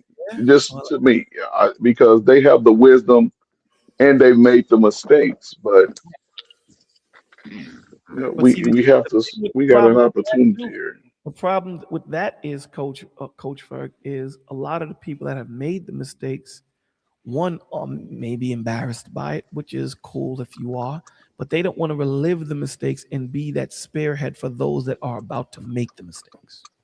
Mm. They don't want to relive it. They don't want to talk and pull a child to the side and be like, yo, Duke, I made that same mistake you about to make, my G. And let me explain to you where it led me. They don't want to relive it. And it's not But that you're some, reliving it, you're just being a spearhead. You're being a lighthouse for that boat coming into land. yeah, but that's where, for me, that's where the growth come in when you can face it, right? Mhm. And understanding your growth, that facing it eliminates it. We spend years trying to run from it, and then when it comes back to us in another situation, we panic. I agree. I But that's think people why just face it early. I'm sorry. but that's why the elders are needed. The elders are needed for the youngsters to tell them, calm down, relax. I understand that this is not a good feeling, but there's something that we can learn here. So this Yeah, is Mm-hmm. why yeah, the Coach Fergs are important. This is why the Mo Loves are important. You dig what I'm saying? Because now yeah. you can sit there and be that example and say, listen, learn from my mistake. I mean, the biggest fool is the person that sees someone fall into a ditch and they fall right into a ditch right after them, right? You would think Mhm. you would jump over. So if we're sitting here saying, I get it, man. I understand that you want to go in there and do it. I get it. But what I'm saying to you is once you taste of that nectar, once you It's good. taste of that juice, It's good. it is hard It's good. not to continue to fight for it. And it will deter you, right? Yeah. So what I'm saying to you is slow down, brother. Take your time, young man. Don't you rush to get old. But that's Men a ain't going classic right nowhere. there. Absolutely. Men ain't going That's a nowhere. classic. Women ain't going nowhere. They're going to be here. So, Hmm. we Mm-hmm. try to mitigate the mistakes. People are going to make mistakes. It just goes without Yeah, saying.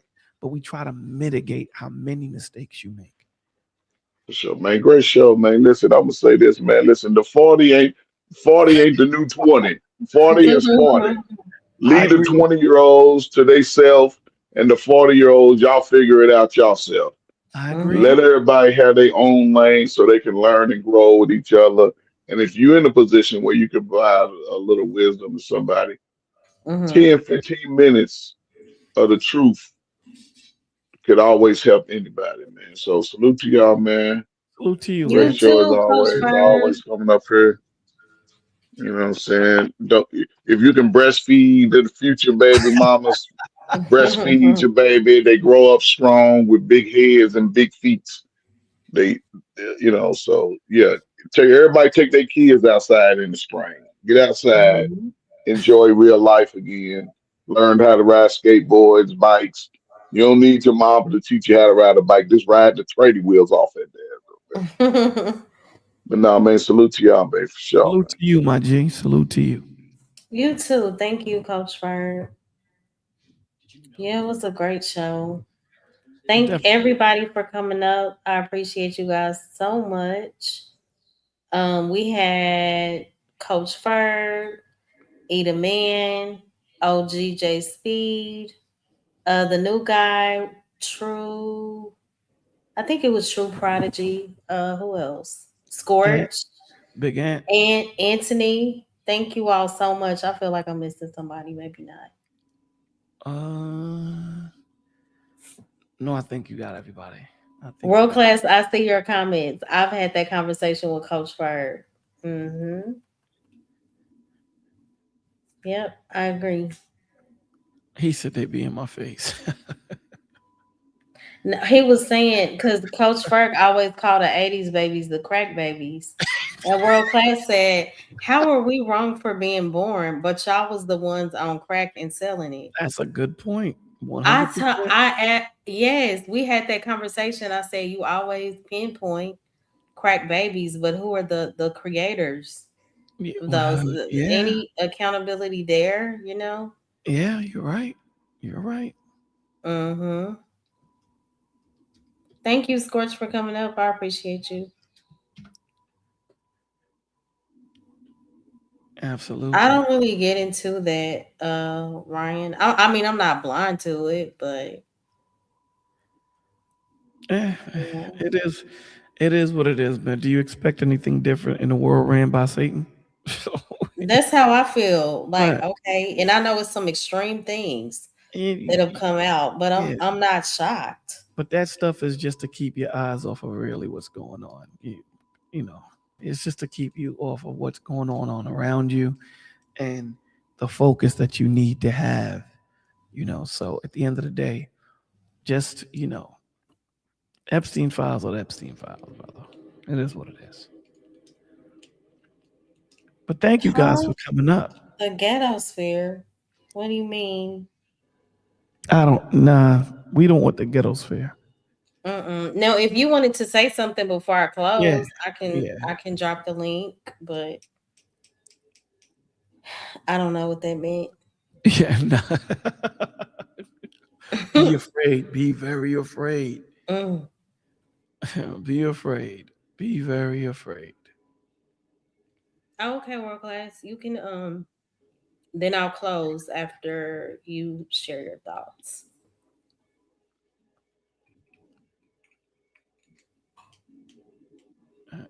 Irby said ghetto sphere.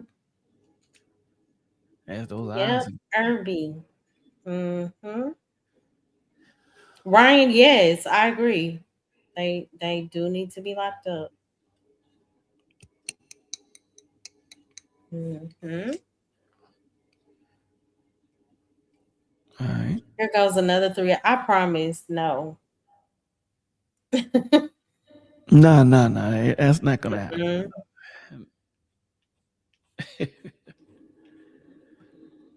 What's the face upside down supposed to mean?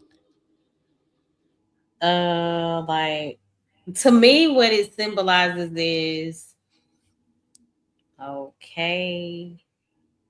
What the heck is going on here? That's That's what kind of what it means to me. the But upside I down don't know. face. Okay. Yeah, like okay, or something like that. I could be wrong. Okay. Hey, world class. World class. What up? What's going on there, baby? What's up? Baby. Yeah, back in the day on my initial run on YouTube, I started the Ghetto Sphere. It was I over did there not being know ghetto. that. Okay. And then I shut it down because I didn't want to be ghetto, and now I'm be ghetto again. Oh my gosh, you so silly. You know what? I like being silly. What was your original topic? What was y'all talking about? at the Who beginning? or what is shaping your soul? And the thumbnail was when culture is your counselor. Mm.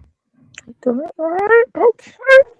Got some good time. What are your What are your thoughts? Like Uh, observation. what shapes your so uh, the neuroscience will support it that your environment, the environment that you're in, um,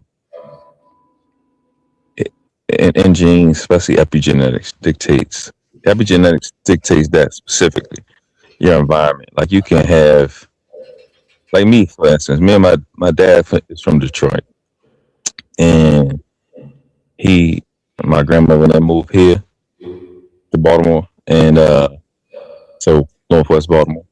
So my older brother was born, and then I came after him. It was all in the same area, and we all kind of react the same way because we're in the same area. Mm-hmm. And um, my little brother and my son, same bloodline, they didn't grow up around it, and they act completely different from Mm-hmm. how we act. We act ghetto, violent, out of control. And my son and my youngest brother, my dad's youngest son, they say all of their words. They talk, correctly. They ain't hostile. So the environment has a lot to do with it, but it's not just the physical environment, it's how you raise. That's why I talk about the solution to all these problems is being better parents. You know what I'm saying? My son has never heard me say, damn, this boy getting on my nerves, and these children, I can't do nothing, because he never heard me say stuff like that. He never had me hit him, attack him, stuff like that. So your environment really shapes what y'all was talking about before in terms of the soul. The soul is purpose, your own particular identity as distinguished from somebody else. And when you don't rob a child of their innocence, when you don't rob a person of their innocence, you allow what they were naturally were when they were born to come through.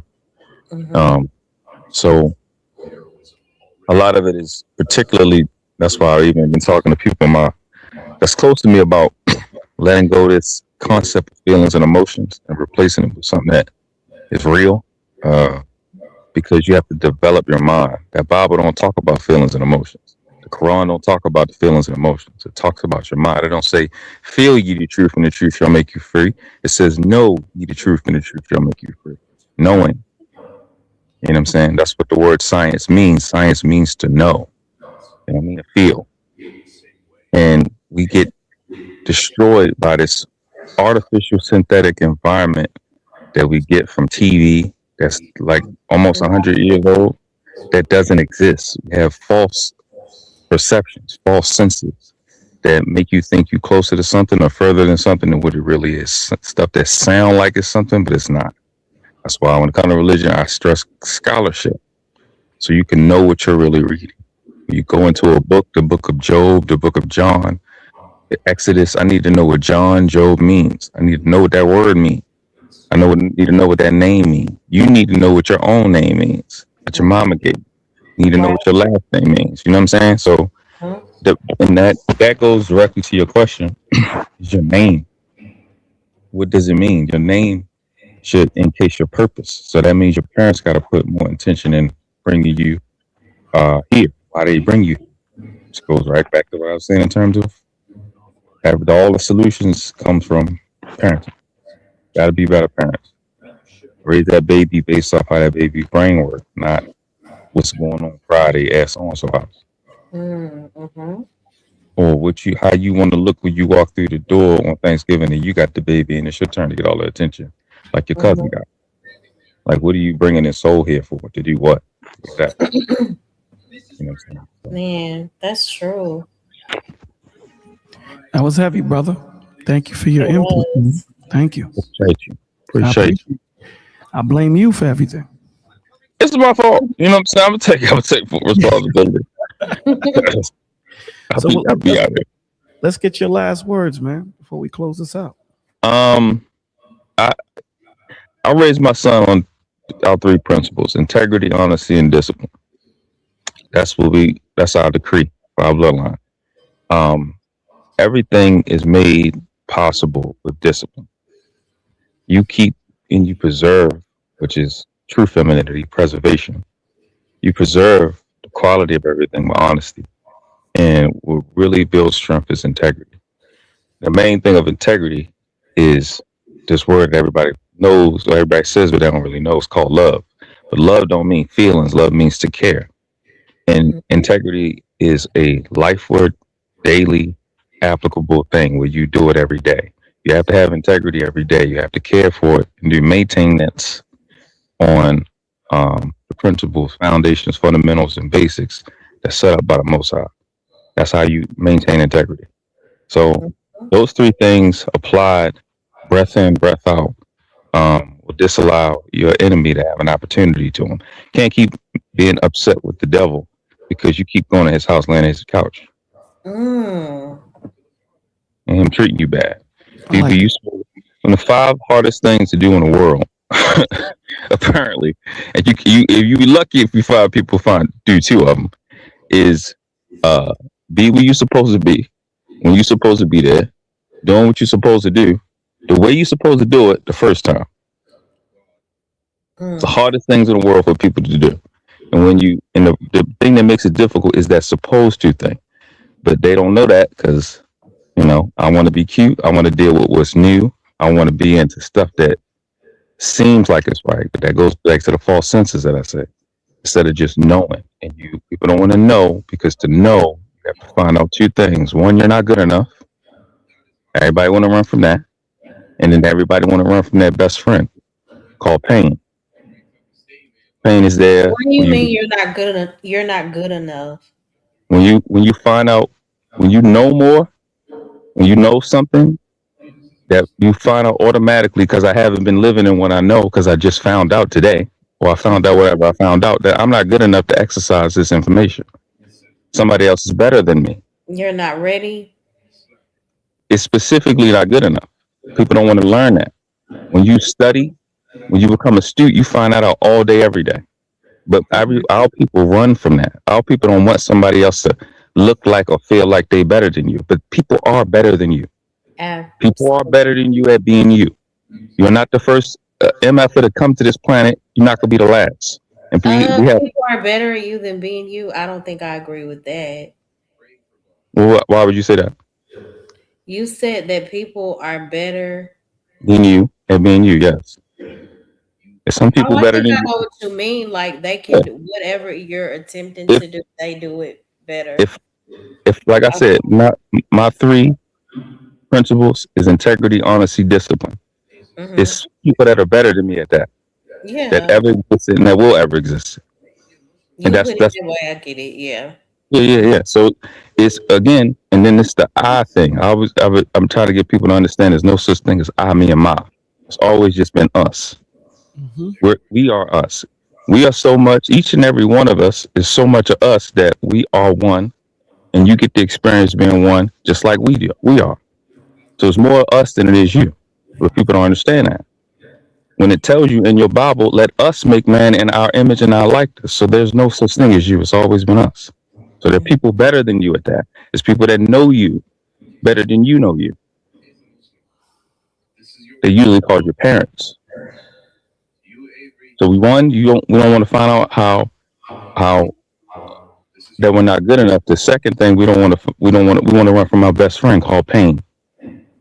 Pain was there when we was born. Pain always lets you know what you're made of. Pain is going to be there when we die. We want to run to our enemy called comfort. Comfort has always taken from you. Comfort is the number one enemy in existence. It's more dangerous than the devil. The first thing God had Adam do in the garden that God made was work, not be comfortable. Comfort is your enemy. Every time you let it in your life, you let it take your life from you. Comfort is what allowed Eve to do what God told her not to do, and that's eat from the garden, eat from the tree of good and evil, the knowledge of good and evil. Comfort is your enemy, not pain. Hey, Coffee. Good to see you. That was so good. I appreciate y'all. Thank you So for far, that. I appreciate it, Jake. we up. Peace. Shout out to the girls here. That was really good, world class. Thank you so much. Coffee, you came at And what you, time is it? and you came too late, baby. We've been live for 3 hours. Uh, But it was a great stream. If you could go back and watch the replay, and thank you to all of my new subscribers.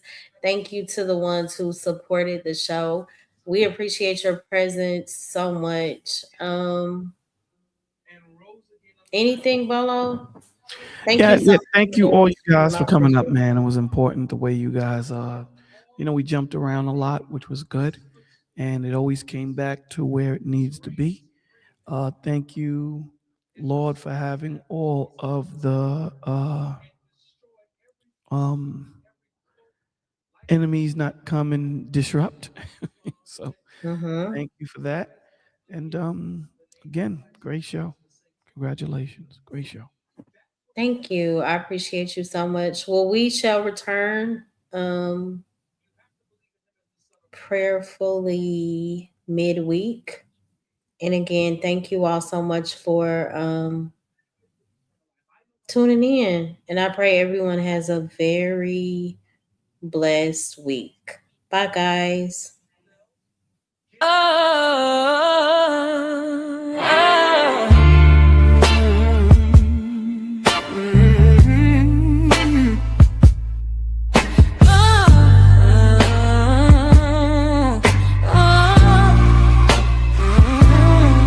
Don't really care what they doing over there. Doing my own thing, staying in my own lane. I'm not judging. You go ahead, baby girl, do you? Is it cool?